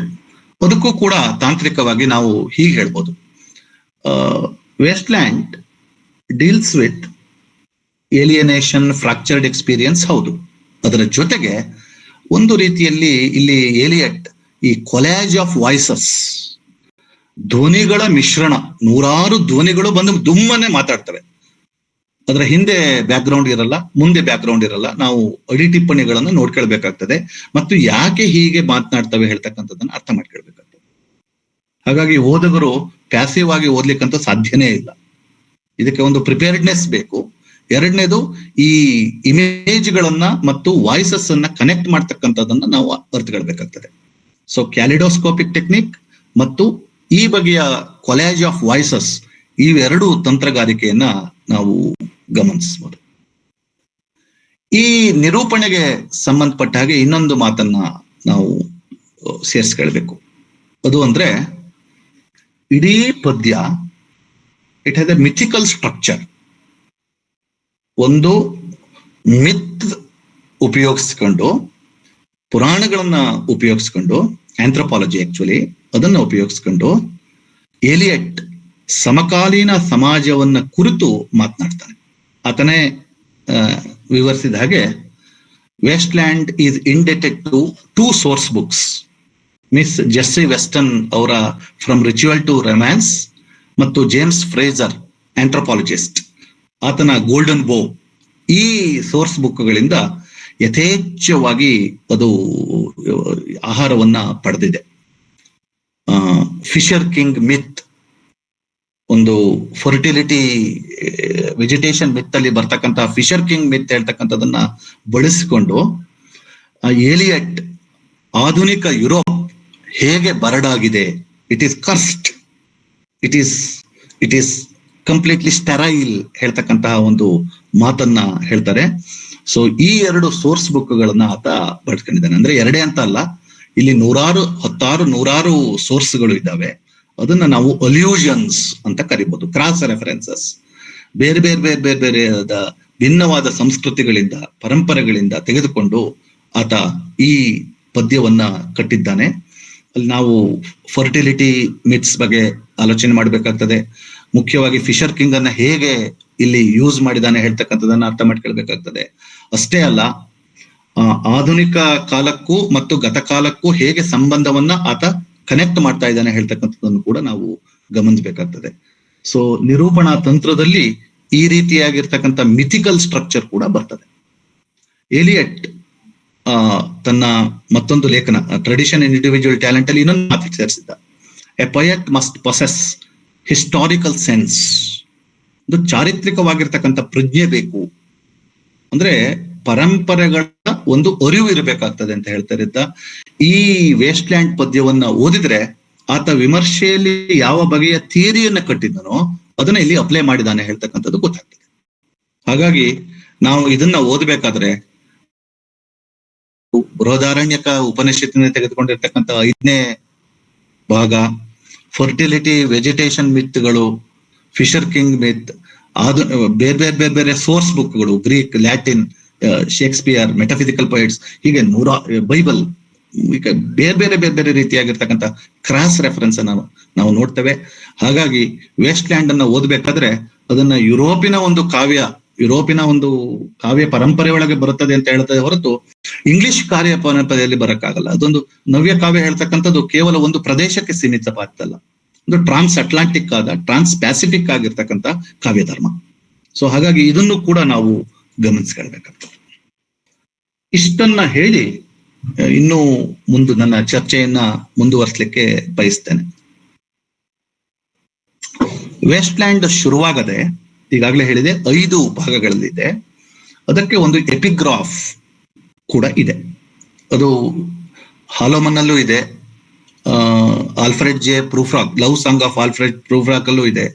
ಮತ್ತು ಈ ಪದ್ಯ ಕೂಡ ಒಂದು ಎಪಿಗ್ರಾಫ್ ನ ಮೂಲಕವಾಗಿ ಪ್ರಾರಂಭ ಆಗ್ತದೆ. ಅದೊಂದು ಪುರಾಣವನ್ನ ಬೆಳೆಸ್ಕೊಂಡಿದೆ. ಅಲ್ಲೊಬ್ಬ ಸಿಬಿಲ್ ಅಂದ್ರೆ ಈ ಡಿವಿನೇಷನ್ ಅಂತ ಮುಂದೆ ಏನ್ ಬರ್ತದೆ, ಕಣಿ ಹೇಳ್ತಕ್ಕಂತಹ ಒಂದು ಹೆಣ್ಣುಮಗಳು ವೃದ್ಧೆ ಪಂಜರದಲ್ಲಿ ನೇತಾಡ್ತಾ ಇದ್ದಾಳೆ, ವಯಸ್ಸಾಗಿದೆ, ಡೆತ್ ಇಲ್ಲ. ಅಲ್ಲಿ ಬಂದಿರ್ತಕ್ಕಂಥ ಒಬ್ಬನ್ ಕೇಳ್ತಾನೆ, what do you want to do Sibyl ಅಂತ ಹೇಳಿ.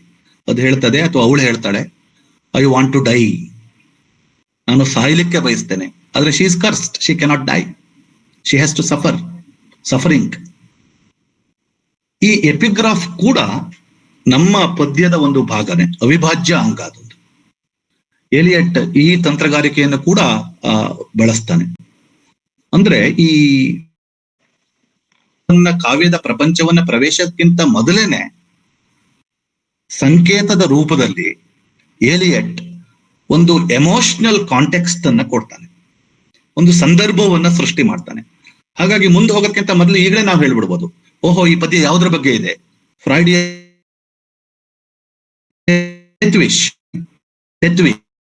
ಸಾವಿನ ಬಗ್ಗೆ ಇದೆ, ಬದುಕಿನ ಬಗ್ಗೆ ಇದೆ ಹೇಳ್ತಕ್ಕಂಥದ್ದು. ಇದನ್ನ ಗಮನಿಸ್ಬೇಕು.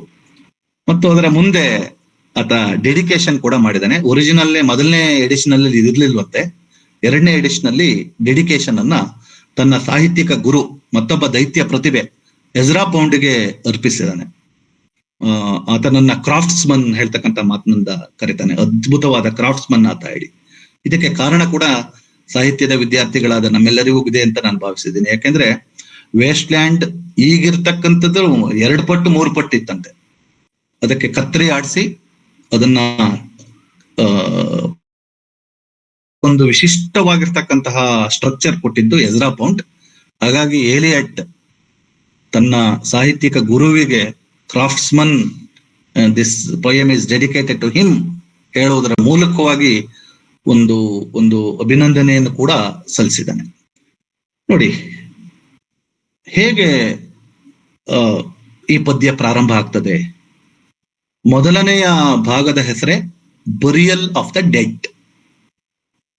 ಹೀಗೆ ಹೇಳಿದ ತಕ್ಷಣನೇ ನಮಗೆ 2-3 ಸೋರ್ಸ್ಗಳು ನೆನಪಾಗ್ಬೇಕು. ಅದರಲ್ಲಿ ಒಂದನ್ನ ಪ್ರಸ್ತಾಪ ಮಾಡ್ತೀನಿ. ಬರಿಯಲ್ ಆಫ್ ದ ಡೆಡ್ ಅಂದ್ರೆ burial of the dead gods. Vegetation myth ಅಂತ ನಾನೇನನ್ನ ಹೇಳಿದೆ ಅಥವಾ ಆತನೇ ಹೇಳ್ಕೊಂಡಿದ್ದಾನೆ, ಅದರ ಒಂದು ಭಾಗವಾಗಿ ಈ ಶೀರ್ಷಿಕೆ ಇದೆ. ಇದೇನ್ ಹೇಳ್ತದೆ ಅಂತ ಹೇಳಿದ್ರೆ, ಪೂರ್ವದಲ್ಲಿ ಅಂದ್ರೆ ಬಹಳ ಹಿಂದೆ ವೆಜಿಟೇಷನ್ ಕಲ್ಟ್ಸ್ ಅಲ್ಲಿ, ಪೇಗನ್ ಅಂತ ನಾವು ಯಾವ್ದನ್ನ ಕರಿತೇವೆ, ಅಲ್ಲಿ ಸಾವು ಹುಟ್ಟು, ಲೈಫ್ ಅಂಡ್ ಡೆತ್, ಇದರನ್ನ ಯಾವ ರೀತಿಯಾಗಿ ಸಿಂಬಲೈಸ್ ಮಾಡ್ತಿದ್ದು ಅಂತ ಹೇಳಿದ್ರೆ, ಗಾಡ್ಸ್ ವೇರ್ ಬುರಿಡ್, ಸಾವನ್ನಪ್ಪಿರ್ತಕ್ಕಂತಹ ದೇವತೆಗಳ ವಿಗ್ರಹಗಳನ್ನ, ಮೂರ್ತಿಗಳನ್ನ, ವಿಗ್ರಹ ಅಂದ್ರೆ ಈ ತರ ವಿಗ್ರಹ ಅಲ್ಲ, ಆಧುನಿಕ ಅರ್ಥದಲ್ಲಿ ನಾನು ಹೇಳ್ತಾ ಇಲ್ಲ, ಅದರ ಮೂರ್ತಿಗಳನ್ನ ಕೆಳಗೆ ಹುಗಿದಿಡ್ತಿದ್ರಂತೆ. ಕೆಲವೊಮ್ಮೆ ಅದನ್ನ ಸಮುದ್ರಕ್ಕೆ ಎಸೆತಿದ್ರಂತೆ. ಯಾಕೆ ಎಸೆತಿದ್ರು ಅಂದ್ರೆ, death was no death, death was only meant for regeneration. So life, death and rebirth, ಈ ಬಗೆಯ ಸೈಕಲ್ಗಳನ್ನ ಅದು ಇದನ್ ಮಾಡ್ತದೆ, ಸಂಕೇತಿಸ್ತದೆ. ಹಾಗಾಗಿ ಮೊದಲನೆಯ ಭಾಗ ವೇಸ್ಟ್ಲ್ಯಾಂಡ್ ಇದ್ದು ಯಾವುದ್ರ ಬಗ್ಗೆ ಇದೆ ಅಂತ ಹೇಳಿದ್ರೆ, burial of the dead gods. ಅದು ವಿಷಯ ಅಲ್ಲ, ಅದರ ಮೂಲಕವಾಗಿ ಆಧುನಿಕ ಯುರೋಪಿನ ಛಿದ್ರಗೊಂಡ ಅನುಭವವನ್ನ ಆತ ಪ್ರಸ್ತಾಪ ಮಾಡ್ತಾ ಇದ್ದಾನೆ. ಈಗಾಗಲೇ ಮೇಡಮ್ ಅವರು ಹೇಳಿದಾಗೆ ಇದರ ಓಪನಿಂಗೇ ಬಹಳ famous. April is the cruellest month ಹೇಳಿ ಶುರುವಾಗ್ತದೆ.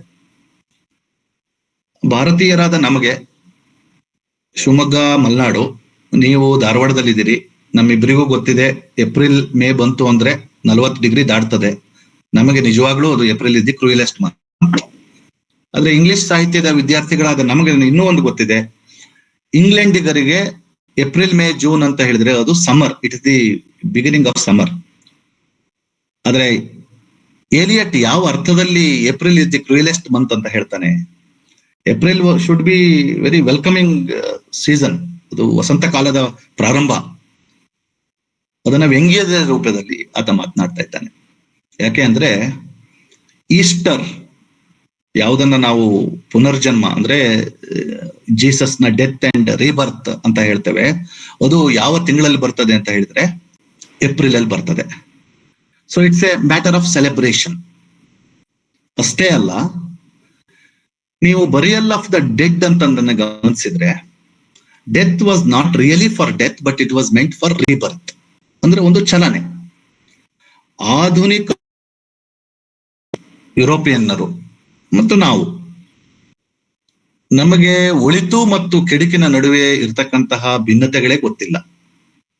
ನಮ್ಮ ಜೀವನ ಸ್ವಾರ್ಥದ ನೆಲೆಯಲ್ಲಿ ಇರ್ತಕ್ಕಂಥದ್ದು, ನಮ್ಮ ಜೀವನ ಯಾಂತ್ರಿಕವಾಗಿರ್ತಕ್ಕಂಥದ್ದು, ನಮ್ಮ ಜೀವನ ಮಾನವೀಯ ಸಂಬಂಧಗಳ ಬೇರುಗಳನ್ನ ಕಡ್ತಿರ್ತಕ್ಕಂಥದ್ದು, ನಮ್ಮ ಜೀವನ ಒಂದು ಅರ್ಥದಲ್ಲಿ ಸಮುದಾಯದ ನೆಲೆಯಿಂದ ವೈಯಕ್ತಿಕ ನೆಲೆಯಲ್ಲಿ ಮಾತ್ರ ಇರ್ತಕ್ಕಂಥದ್ದು. ವೇಸ್ಟ್ಲ್ಯಾಂಡ್ ಹೇಗೆ ಶುರುವಾಗ್ತದೆ ಅಂತ ಹೇಳಿದ್ರೆ, ಆಧುನಿಕ ವೇಸ್ಟ್ಲ್ಯಾಂಡರಿಗರಿಗೆ, ಬಂಜರು ಭೂಮಿಯಲ್ಲಿ ಇರ್ತಕ್ಕಂತಹ ನಮ್ಮೆಲ್ಲರಿಗೂ, ಯುರೋಪಿಯನ್ನರಿಗೆ ಏಪ್ರಿಲ್ ಕ್ರೂಯಲ್ ಮಂತ್ ಆಗ್ತದೆ. Because they are afraid of this movement. Regeneration ಮತ್ತು ಡಿಜನರೇಷನ್, ಈ ಬಗೆಯ ದ್ವಿದಳ ವಿಭಜನೆಯನ್ನು ಆತ ಮಾಡ್ತಾನೆ. Modern wasteland is characterised by degeneration, versus primitive cults are characterised by regeneration. ಸಾವು ಸಾವಲ್ಲ, ಸಾವು ಮರುಹುಟ್ಟಿಗೆ ಕಾರಣ. ಅಲ್ಲೊಂದು ಚಲನೆ ಇದೆ. ಏಪ್ರಿಲ್ ಹೇಳ್ತಕ್ಕಂಥದ್ದು ಸ್ಪ್ರಿಂಗ್, ವಸಂತ ಕಾಲ ಕೂಡ ಹೌದು. ವಿಂಟರ್ ಹೇಳ್ತಕ್ಕಂಥದ್ದು ಕೋಲ್ಡ್, ಡೆಡ್ ಆಫ್ ವಿಂಟರ್ ಹೇಳ್ತಕ್ಕಂಥ ಮಾತನ್ನ ಹೇಳ್ತಾನೆ ಮತ್ತೊಂದು ಪದ್ಯದಲ್ಲಿ. ಅಲ್ಲಿ ಹೆಚ್ಚು ಚಲನೆ ಇರೋದಿಲ್ಲ. ಅಥವಾ ನೈತಿಕವಾಗಿರ್ತಕ್ಕಂತಹ ಒಂದು ಕೋಲ್ಡ್ ಆದ ಒಂದು ಓಲ್ಡ್ ಏಜ್ಗೆ ಸಂಬಂಧಪಟ್ಟಿರ್ತಕ್ಕಂಥದ್ದು ವಿಂಟರ್. ವಿಂಟರ್ ಇಂದ ನಾವು ಸ್ಪ್ರಿಂಗಿಗೆ ಬರ್ತಂದ್ರೆ ಅಂದ್ರೆ ಅಲ್ಲೊಂದು ಟ್ರಾನ್ಸ್ಫಾರ್ಮೇಶನ್ ಇದೆ, ಅಲ್ಲೊಂದು ಚಲನೆ ಇದೆ, ಅಲ್ಲೊಂದು ಬದಲಾವಣೆ ಇದೆ, ಅಲ್ಲಿ ಹೊಸ ಹುಟ್ಟು ಇದೆ. ಎಲಿಯಟ್ ಏನನ್ನ ಹೇಳ್ತಾನೆ ಅಂತ ಹೇಳಿದ್ರೆ, ಆಧುನಿಕ ವೇಸ್ಟ್ಲ್ಯಾಂಡಿಗರಿಗೆ ಈ ಬಗೆಯ ಮರುಹುಟ್ಟು ಅರ್ಥನೇ ಆಗ್ತಾ ಇಲ್ಲ. They are afraid of death, they are afraid of life, and therefore they are unable to lead a meaningful life. ಅರ್ಥಪೂರ್ಣವಾಗಿರುವ, ಗಾಢವಾಗಿರ್ತಕ್ಕಂತಹ ಬದುಕನ್ನ ಅವರು ಬದುಕಲಾರರು. ಸೊ ಶ್ರದ್ಧೆ ಇಲ್ಲದ ಒಂದು ಜೀವನದಲ್ಲಿ ಇರ್ತಕ್ಕಂಥ ಅವರಿಗೆ ಏಪ್ರಿಲ್ ಹೇಳ್ತಕ್ಕಂಥದ್ದು ವೆಲ್ಕಮ್ ಬದಲು ಕ್ರೂಯಲೆಸ್ಟ್ ಮಂತ್ ಆಗ್ತದೆ ಹೇಳ್ತಕ್ಕಂಥದ್ದು. ನಾನೊಂದು ಮಾತು ಹೇಳಿದ್ದೆ, ಏಲಿಯಟ್ ನ ವೇಸ್ಟ್ಲ್ಯಾಂಡ್ ನೂರಾರು ಬಗೆಯ ಸೋರ್ಸ್ ಬುಕ್ ಗಳನ್ನ ರೆಫರ್ ಮಾಡ್ತದೆ, ಕ್ರಾಸ್ ರೆಫರೆನ್ಸ್ ಇದೆ, ಅಲ್ಯೂಷನ್ಸ್ ಇದೆ ಅಂತ ಹೇಳಿ. ಇಂಗ್ಲಿಷ್ ಸಾಹಿತ್ಯದ ವಿದ್ಯಾರ್ಥಿಗಳಾದ ನಮಗೆ ಇನ್ನೊಂದು ಗೊತ್ತಿದೆ, ಏನು ಅಂತ ಹೇಳಿದ್ರೆ Canterbury Tales prologue to the Canterbury Tales ಅಲ್ಲಿ ಜೆಫ್ರಿ ಚಾಜರ್ ಈ ಬಗೆಯ ಒಂದು ಜರ್ನಿಯನ್ನ ಶುರು ಮಾಡ್ತಾನೆ.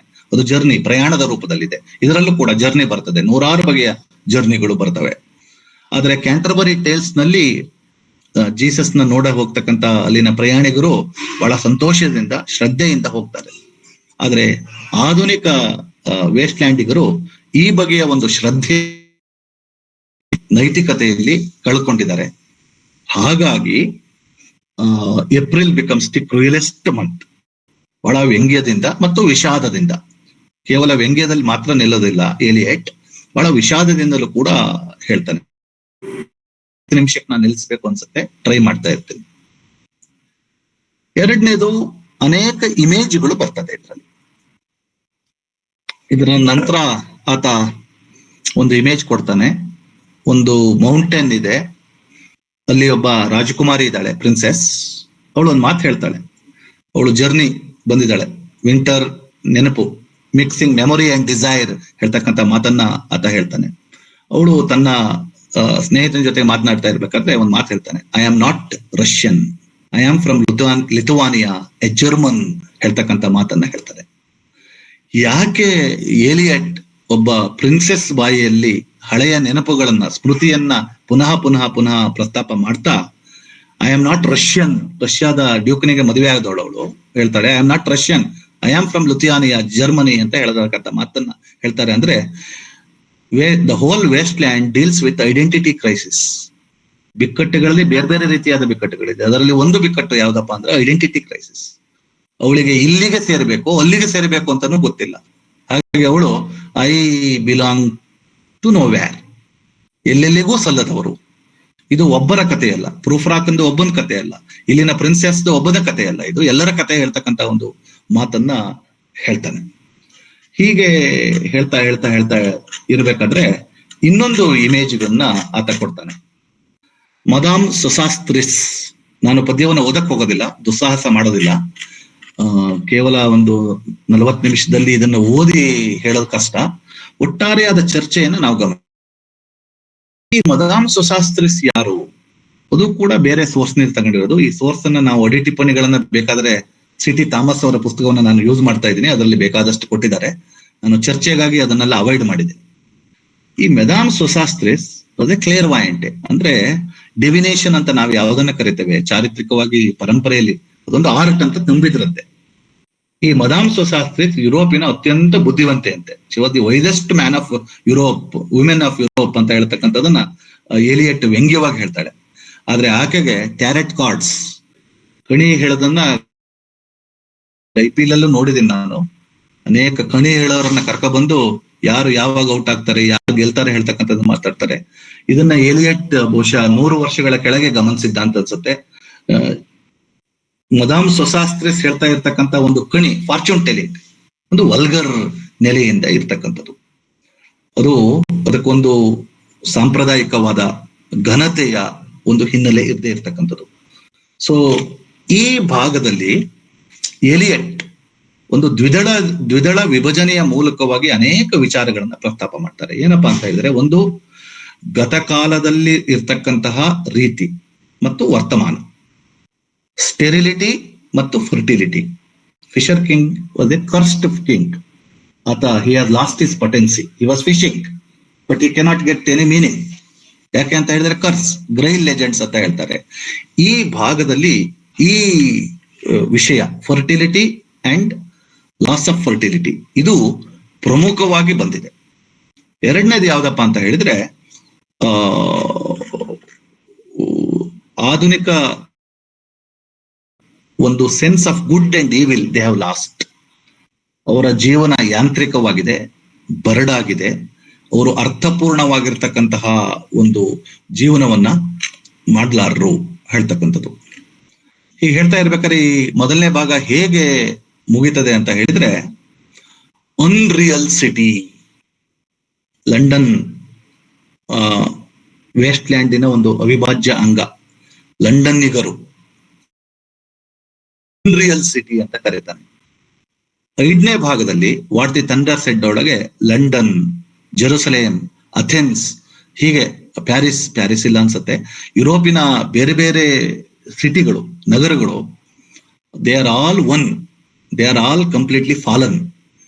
So the decline of the West ಅಂತ ನಾವು ಯಾವ್ದನ್ನ ಕರಿತೇವೆ, ಅದನ್ನ ಈ ನಗರಗಳ ಸಾಂಸ್ಕೃತಿಕ ಪತನದ ಮೂಲಕವಾಗಿ ಕಟ್ಲಿಕ್ಕೆ ಬಯಸಿದ್ದಾನೆ.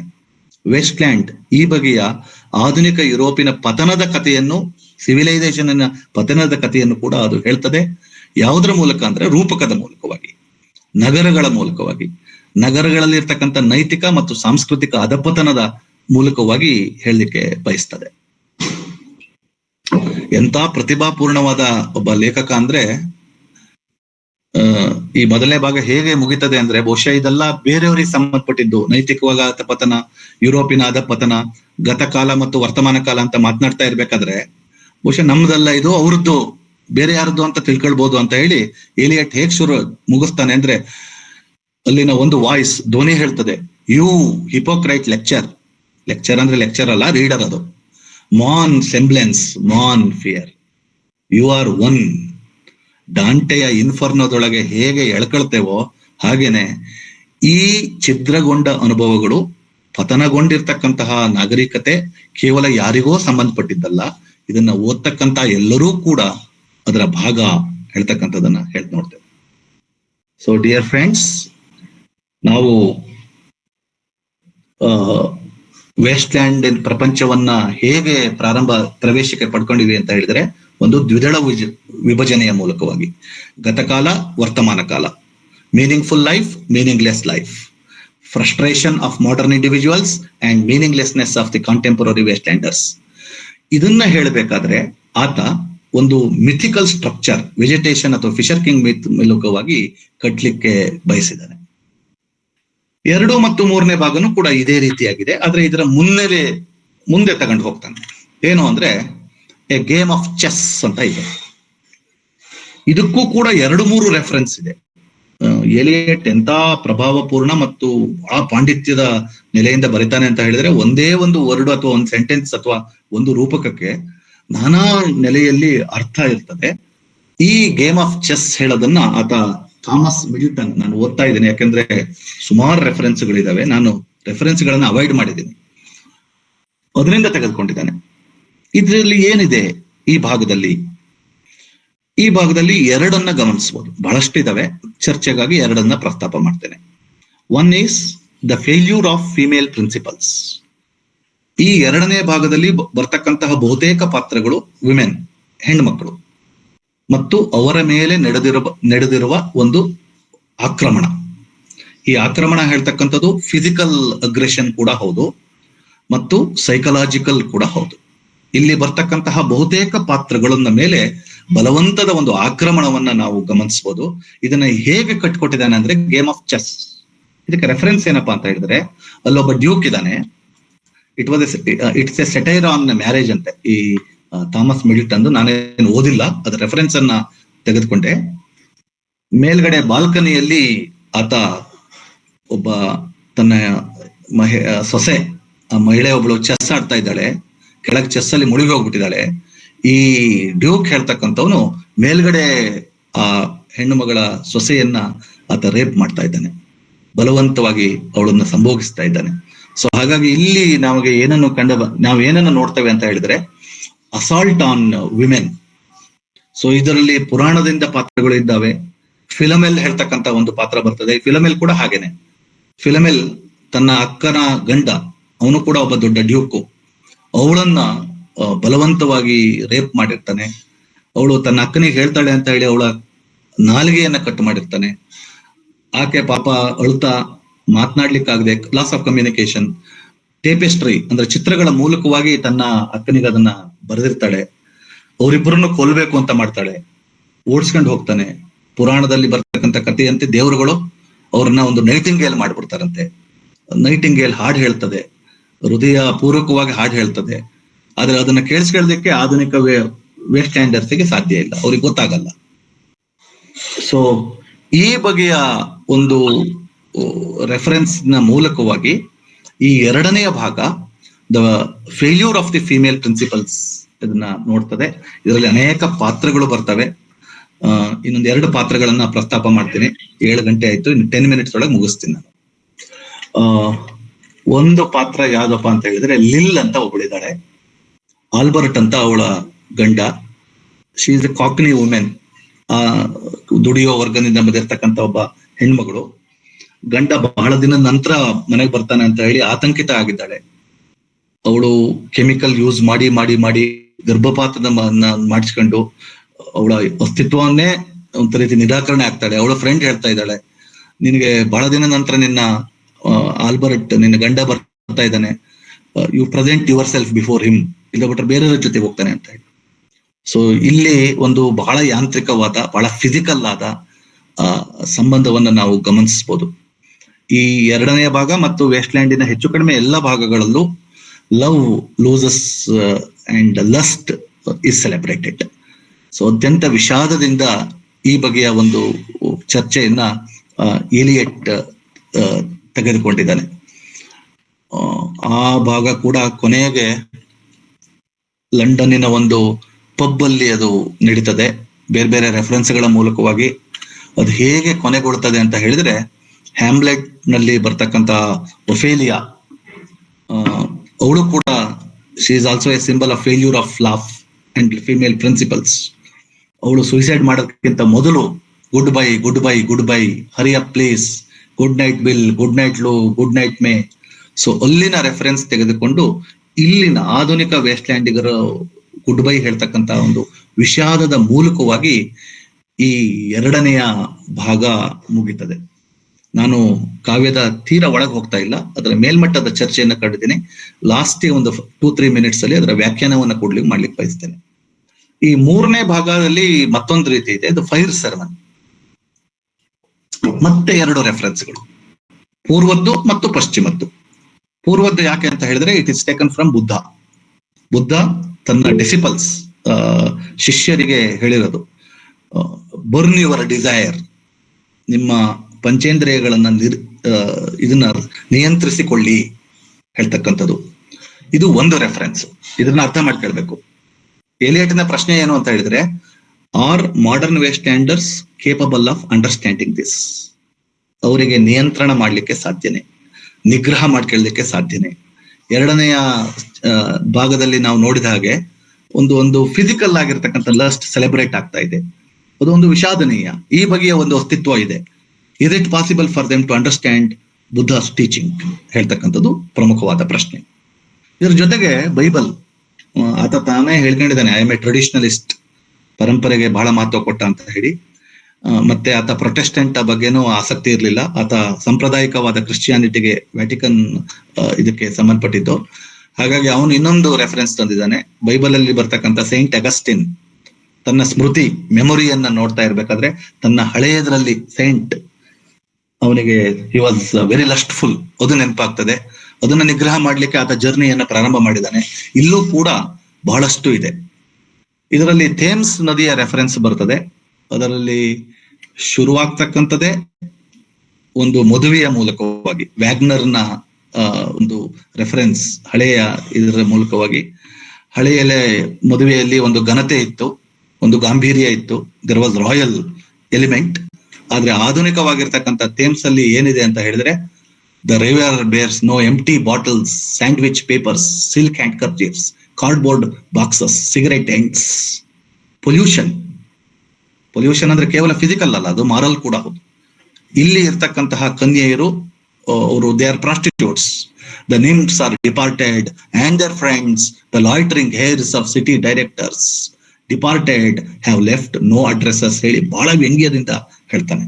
ರಾತ್ರಿ ಇವರು ಬಂದು ಇಲ್ಲಿ ಮನುಷ್ಯ ಸಂಬಂಧ, ಗಂಡು ಹೆಣ್ಣಿನ ಸಂಬಂಧ ಕೇವಲ ಲೈಂಗಿಕವಾಗಿರ್ತಕ್ಕಂಥದ್ದು ಅಥವಾ ಫಿಸಿಕಲ್ ಆಗಿರ್ತಕ್ಕಂಥದ್ದು, ಅದರ ಆಚೆಗೆ ಯಾವುದೂ ಇಲ್ಲ ಹೇಳ್ತಕ್ಕಂಥ ಮಾತನ್ನ ಹೇಳ್ತಾರೆ. Sweet Thames is completely polluted. It's a symbol of modern civilisation losing it's steam.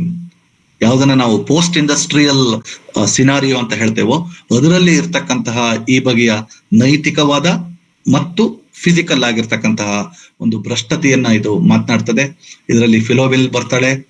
ಮತ್ತೆ ಇನ್ನೊಂದು ಪಾತ್ರ ಬಹಳ ಮುಖ್ಯವಾಗಿ ಪ್ರಸ್ತಾಪ ಆಗ್ತದೆ, ಟೈರಿಷಿಯಸ್.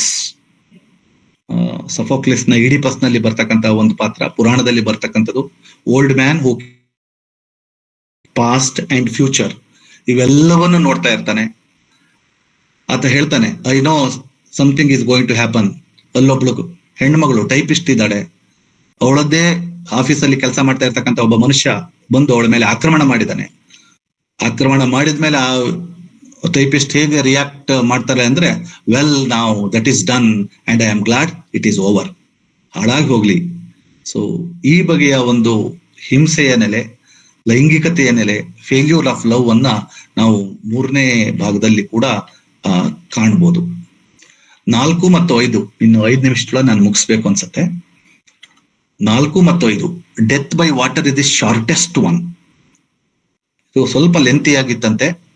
ಎಜ್ರಾ ಪೌಂಡ್ ಕಟ್ ಮಾಡಿ ಮಾಡಿ ಮಾಡಿ ಹೇಳಿದ. ಅದರಲ್ಲಿ ಬರ್ತಕ್ಕಂಥದ್ದು ಒಂದೇ ಒಂದು ಇಮೇಜು. ಫ್ಲೇಬಾಸ್ ಅಥವಾ ಟ್ಯಾರೆಟ್ ಕಾರ್ಡ್ 1ನೇ ಭಾಗದಲ್ಲಿ ಕೂಡ ಬಂದಿದ್ದ. ಫೊನೇಷಿಯನ್ ಸೈಲರ್, ಅವರೆಲ್ಲ they were the carriers of fertility gods. ಆತ ಮುಳುಗಿ ಸತ್ತೋಗ್ಬಿಟ್ಟಿದ್ದಾನೆ. ಅವನ ದೇಹ ಮೇಲೆ ಕೆಳಗೆ ಹೋಗ್ತದೆ. ಇಷ್ಟೇ ಮಾಡ್ತದೆ. ಅಂದ್ರೆ ಫ್ಲೇಬಾಸ್ನ ಜೀವನ ಮತ್ತು ಸಾವು ಎರಡಕ್ಕೂ ಒಂದು ಅರ್ಥ ಇತ್ತು.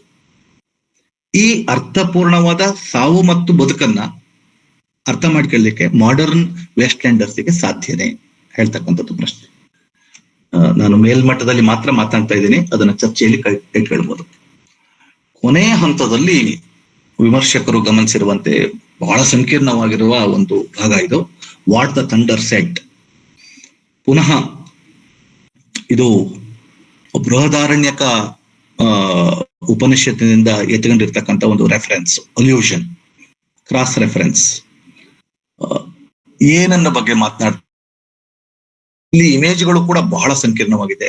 ರಾಕ್ ಅಂಡ್ ನೋ ವಾಟರ್ ಅಲ್ಲಿರ್ತಕ್ಕಂಥ ಒಂದು ಚರ್ಚೆ, ಜೀಸಸ್ನ ಸಾವು, betrayal, violence, death, rebirth. Jesus rebirth ಆದಾಗ they were not able to receive they ಅಂದ್ರೆ ಮಾಡರ್ನ್ ವೇಸ್ಟ್ ಲ್ಯಾಂಡರ್ಸ್ ಹೇಳ್ತಕ್ಕಂಥದ್ದು. ನಾನು ಕೊನೆ ಮಾತಾಗಿ ಏನನ್ನ ಹೇಳಲಿಕ್ಕೆ ಬಯಸ್ತೀನಿ ಅಂತ ಹೇಳಿದ್ರೆ, ಇಲ್ಲಿ ಬೃಹದಾರಣ್ಯಕ ಉಪನಿಷತ್ತಿನಿಂದ ಎತ್ಕೊಂಡಿರ್ತಕ್ಕಂಥ ಒಂದು ಪ್ರಸಂಗ. ಪ್ರಜಾಪತಿ ತನ್ನ ಶಿಷ್ಯರಿಗೆ ಸುರ ಅಸುರ, ಮನುಷ್ಯರು, ದೇವರು ಮತ್ತು ರಾಕ್ಷಸರು ಅವರೆಲ್ಲರಿಗೂ ವಿದ್ಯಾಭ್ಯಾಸ ಮುಗಿದ ಮೇಲೆ ಕೇಳಿದಂತೆ, ನಿಮ್ಗೆ ಅರ್ಥ ಆಯ್ತಾ? ಎಲ್ಲದೂ ಅರ್ಥ ಆಯ್ತು. ಏನು? ಆ ವಿದ್ಯಾರ್ಥಿಗಳು ಕೇಳಿದ್ರಂತೆ, ನಾವು ವಾಪಸ್ ಹೋಗ್ತಾ ಇದ್ದೇವೆ, ನಮ್ಮ ವಿದ್ಯಾಭ್ಯಾಸ ಮುಗಿದಿದೆ, ನಮ್ಗೇನಾದ್ರು ಮೆಸೇಜ್ ಕೊಡಿ. ಅವಾಗ ಪ್ರಜಾಪತಿ ಹೇಳಿದಂತೆ ಡಾ ಡಾ ಹೇಳ್ತಕ್ಕಂಥದ್ದು, ಅದು ಥಂಡರಿನ ಸೌಂಡು ಕೂಡ ಹೌದು. 3 ಜನನು ಕೂಡ ಬೇರೆ ಬೇರೆ ಅರ್ಥವನ್ನ ಅದನ್ನ ಅರ್ಥ ಮಾಡ್ಕೊಂಡ್ರು. ಒಬ್ರು ಹೇಳ್ತಾರೆ ದತ್ತ, ದತ್ತ ಅಂದ್ರೆ to give, you have to sacrifice yourself. Selfish ನೆಲೆಯಿಂದ ಸ್ವಾರ್ಥದ ನೆಲೆಯಿಂದ ನಿಸ್ವಾರ್ಥದ ನೆಲೆಗೆ ತಲಿಸ್ಬೇಕು, ಉಪನಿಷತ್ನಲ್ಲಿ ಬರ್ತದೆ. ಇವ್ರು ಕೇಳ್ತಾ ಇದ್ದಾರೆ are you able to get it. ಮತ್ತೊಬ್ರು ಹೇಳ್ತಾರೆ ಡಾ ಡಾ ಅಂದ್ರೆ ದಯದ್ವಂ, ಸಿಂಪತೈಸ್, ಅದು ಕ್ರಿಶ್ಚಿಯನ್ ವ್ಯಾಲ್ಯೂ ಕೂಡ ಹೌದು. Are you able to sympathise, are you able to sacrifice, are you able to give up? ಹಂಗಾದಾಗ ಮಾತ್ರ ಯುವರ್ ಲೈಫ್ ಬಿಕಮ್ಸ್ ಮೀನಿಂಗ್ಫುಲ್. ಮತ್ತೊಬ್ರು ಹೇಳ್ತಾರೆ ದಮ್ಯತಾ ಅಂದ್ರೆ ದ ಬೋಟ್ ರೆಸ್ಪಾಂಡೆಡ್, ಒಂದು ರೀತಿಯಲ್ಲಿ ನಿಯಂತ್ರಣ ಮಾಡ್ಕೊಳ್ಬೇಕು. ಸೊ ಈ 3 1 syllable leading to 3 different multiple interpretations. ಇದು ಉಪನಿಷತ್ನಲ್ಲಿ ಬರ್ತಕ್ಕಂಥ ಒಂದು ಪ್ರಸಂಗ. ಇವನ ಪ್ರಶ್ನೆ, ಎಲಿಯಟ್ನ ಪ್ರಶ್ನೆ ಏನಪ್ಪಾ ಅಂತ ಹೇಳಿದ್ರೆ, are you able to understand the significance of this? Are you able to sympathise? Are you able to sacrifice? Are you able to give? ಹೇಳ್ತಕ್ಕಂಥದ್ದು ಇಮೇಜ್ ಹೇಗ್ ಮುಗಿತದೆ ಅಂತ ಹೇಳಿದ್ರೆ, fisher king, I sat upon the shore fishing with the arid plain behind me, shall I at least set my lands in order? ಆತ fish ಮಾಡ್ತಾನೆ ಇದ್ದಾನೆ, ಕರ್ಸ್ಟ್. ಆತನಿಗೆ ಒಂದು ಹೋಪ್ ಇದೆ, ಇವತ್ತಲ್ಲ ನಾಳೆ ತನ್ನ ಶಾಪ ವಿಮೋಚನೆ ಆಗುತ್ತೆ. ಆಧುನಿಕ ವೆಸ್ಟ್ಲ್ಯಾಂಡರಿಗೆ ಈ ಶಾಪದಿಂದ ವಿಮೋಚನೆ ಇಲ್ಲ. ಡೆತ್ ಅಪೊಕ್ಯಾಲಿಪ್ಟಿಕ್ ವ್ಯೂ ಅಂತ ಹೇಳ್ತಾರೆ. ಇದು ಸರ್ವನಾಶ ಆಗ್ಬೇಕು, ಮೊರ ಹುಟ್ಟಬೇಕು ಅಂದ್ರೆ ಸರ್ವನಾಶ ಆಗ್ಬೇಕು ಅಂತ ಹೇಳಿ ಅವಾಗ ಒಂದು ಮಾತನ್ನ ಬರ್ತದೆ. These fragments I have shored against my ruins, why then I fit you? Hieronymo is mad again. Spanish ಟ್ರಾಜಿಡಿಯಲ್ಲಿ ಬರ್ತಕ್ಕಂಥ ಒಂದು ರೆಫರೆನ್ಸ್, ಮ್ಯಾಡ್ನೆಸ್ ಆಫ್ ಹಿರೋನಿಮೋ. ದತ್ತ, ದಯದ್ವಂ, ದಮ್ಯತ, ಶಾಂತಿ, ಶಾಂತಿ, ಶಾಂತಿ. ಸೊ ಇಡೀ ಕಾವ್ಯ 5ನೇ ಭಾಗದಲ್ಲಿ London bridge falling down, falling down, falling down ಹೇಳ್ತಕ್ಕಂಥ ಇಮೇಜು, ಶಾಂತಿ, ಶಾಂತಿ, ಶಾಂತಿ. ಬಹಳ ಸ್ವಾರಸ್ಯ ಅಂದ್ರೆ, ಸಂಸ್ಕೃತ ಪರಂಪರೆಯಲ್ಲಿ ಅಗಾಧವಾದ ಜ್ಞಾನವನ್ನ ಹೊಂದಿರ್ತಕ್ಕಂಥ ಎಲಿಯಟ್ ಬೇಕು ಅಂತಲೇ ಬಿಟ್ಟಿದ್ದಾನೆ ಅನ್ಸುತ್ತೆ. ಓಂ ಹೇಳ್ತಕ್ಕಂಥದ್ದಿಲ್ಲ ಇಲ್ಲಿ. There is no Om, there is only shanti, Shanti, shanti. Half ಮಾಡಿದ್ದಾನೆ, ಫ್ರಾಕ್ಚರ್ ಮಾಡಿದ್ದಾನೆ, ಬಿಟ್ಟಿದ್ದಾನೆ. ಅದನ್ನೇನು ಡೆಲಿಬರೇಟ್ ಆಗಿ ಬಿಟ್ಟಿದ್ದೋ ಗೊತ್ತಿಲ್ಲದೆ ಬಿಟ್ಟಿದ್ದೋ ನನಗಂತೂ ಗೊತ್ತಿಲ್ಲ. But as readers we can understand that this is half. ಸ್ನೇಹಿತರೆ, ಒಟ್ಟಾರೆಯಾಗಿ ಈ ಕಾವ್ಯದ ಕೆಲವೊಂದು ಅಂಶಗಳನ್ನ ನಿಮ್ಮ ಗಮನಕ್ಕೆ ತಂದೆ. ಇದು ಬಹಳ ದೊಡ್ಡ ಆಳ ಕೀಳದ ನನಗೆ ಮಾತಾಡ್ಲಿಕ್ಕಾಗ್ಲಿಲ್ಲ. ಇನ್ನೊಂದು 2 ಮಾತುಗಳನ್ನ ಸೇರಿಸಿ ನನ್ನ ಮಾತನ್ನು ಮುಗಿಸ್ಲಿಕ್ಕೆ ಬರುತ್ತೇನೆ. ಏಲಿಯಟ್ನ ಈ ಕಾವ್ಯದ ಕುರಿತು ಬಹಳ ಪಾಸಿಟಿವ್ ಆಗಿ ಮಾತನಾಡಿರ್ತಕ್ಕಂಥ FR ಲೂಯಿಸ್ ಒಂದು ಮಾತು ಹೇಳಿರ್ತಾನೆ, ಇದರಲ್ಲಿ ಎಲ್ಲ ಚೆನ್ನಾಗಿದೆ, ಅದ್ಭುತವಾಗಿದೆ, ಇದು ಬಹಳ ಆಳವಾದ ಕಾವ್ಯ, ಸಂಕೀರ್ಣವಾದ ಅನುಭವವನ್ನ ಎದುರುಗಡೆ ಇರ್ತದೆ, ಆದ್ರೆ ಇದಕ್ಕೊಂದು ಚಲನೆನೇ ಇಲ್ವಲ್ಲ. It has started with negative thought and it ends with negative. London bridge falling down. ಇದು ಸರಿಯಾದ ವಿಮರ್ಶೆ ಅಲ್ಲ.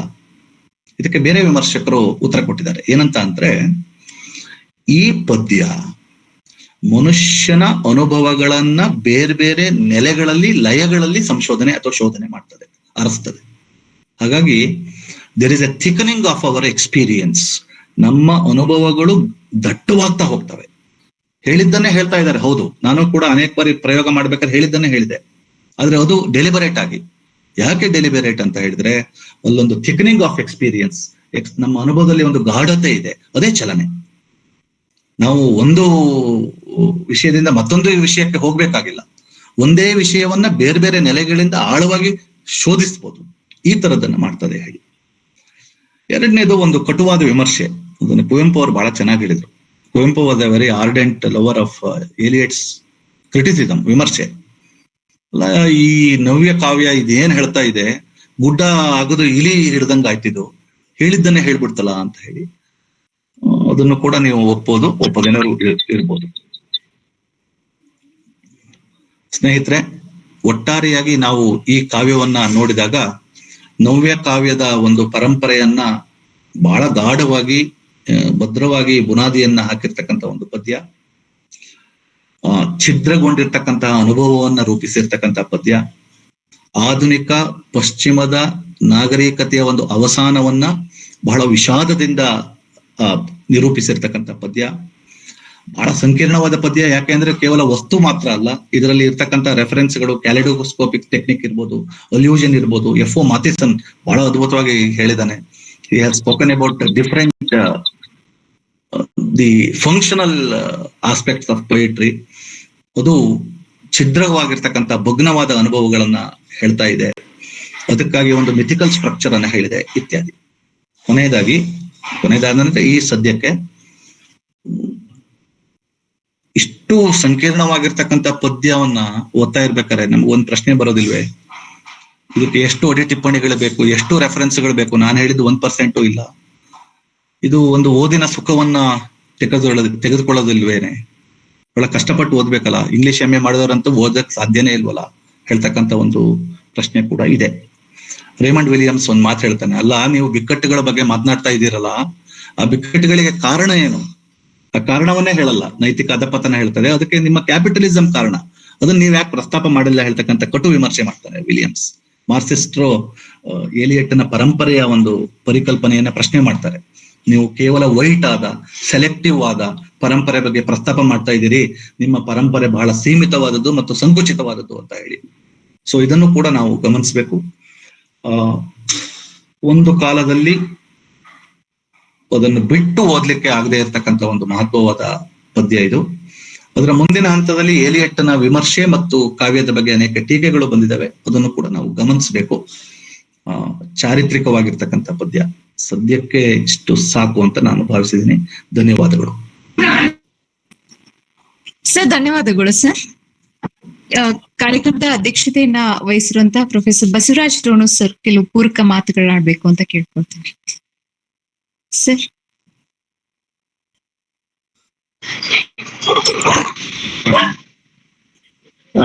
ಎಲ್ಲರಿಗೂ ನಮಸ್ಕಾರ. ವಿಜಯಲಕ್ಷ್ಮಿ, ನಾನು ಧ್ವನಿ ಕೇಳಿಸ್ತದಲ್ಲ ಸರ್? ಕೇಳಿಸುತ್ತೆ ಸರ್.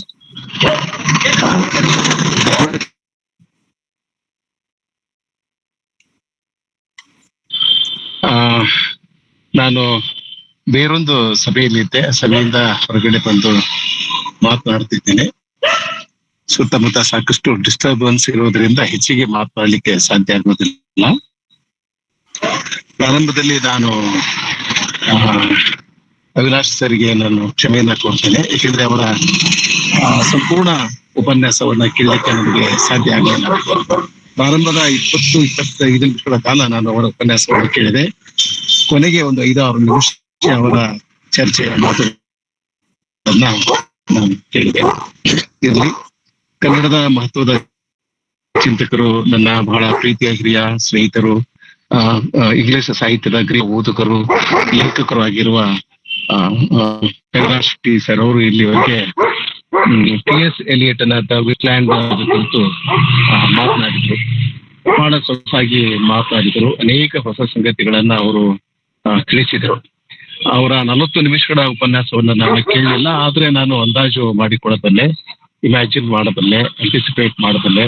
ಬಹಳ ಅದ್ಭುತ ಆಡಿದ್ದಾರೆ ಇವರು.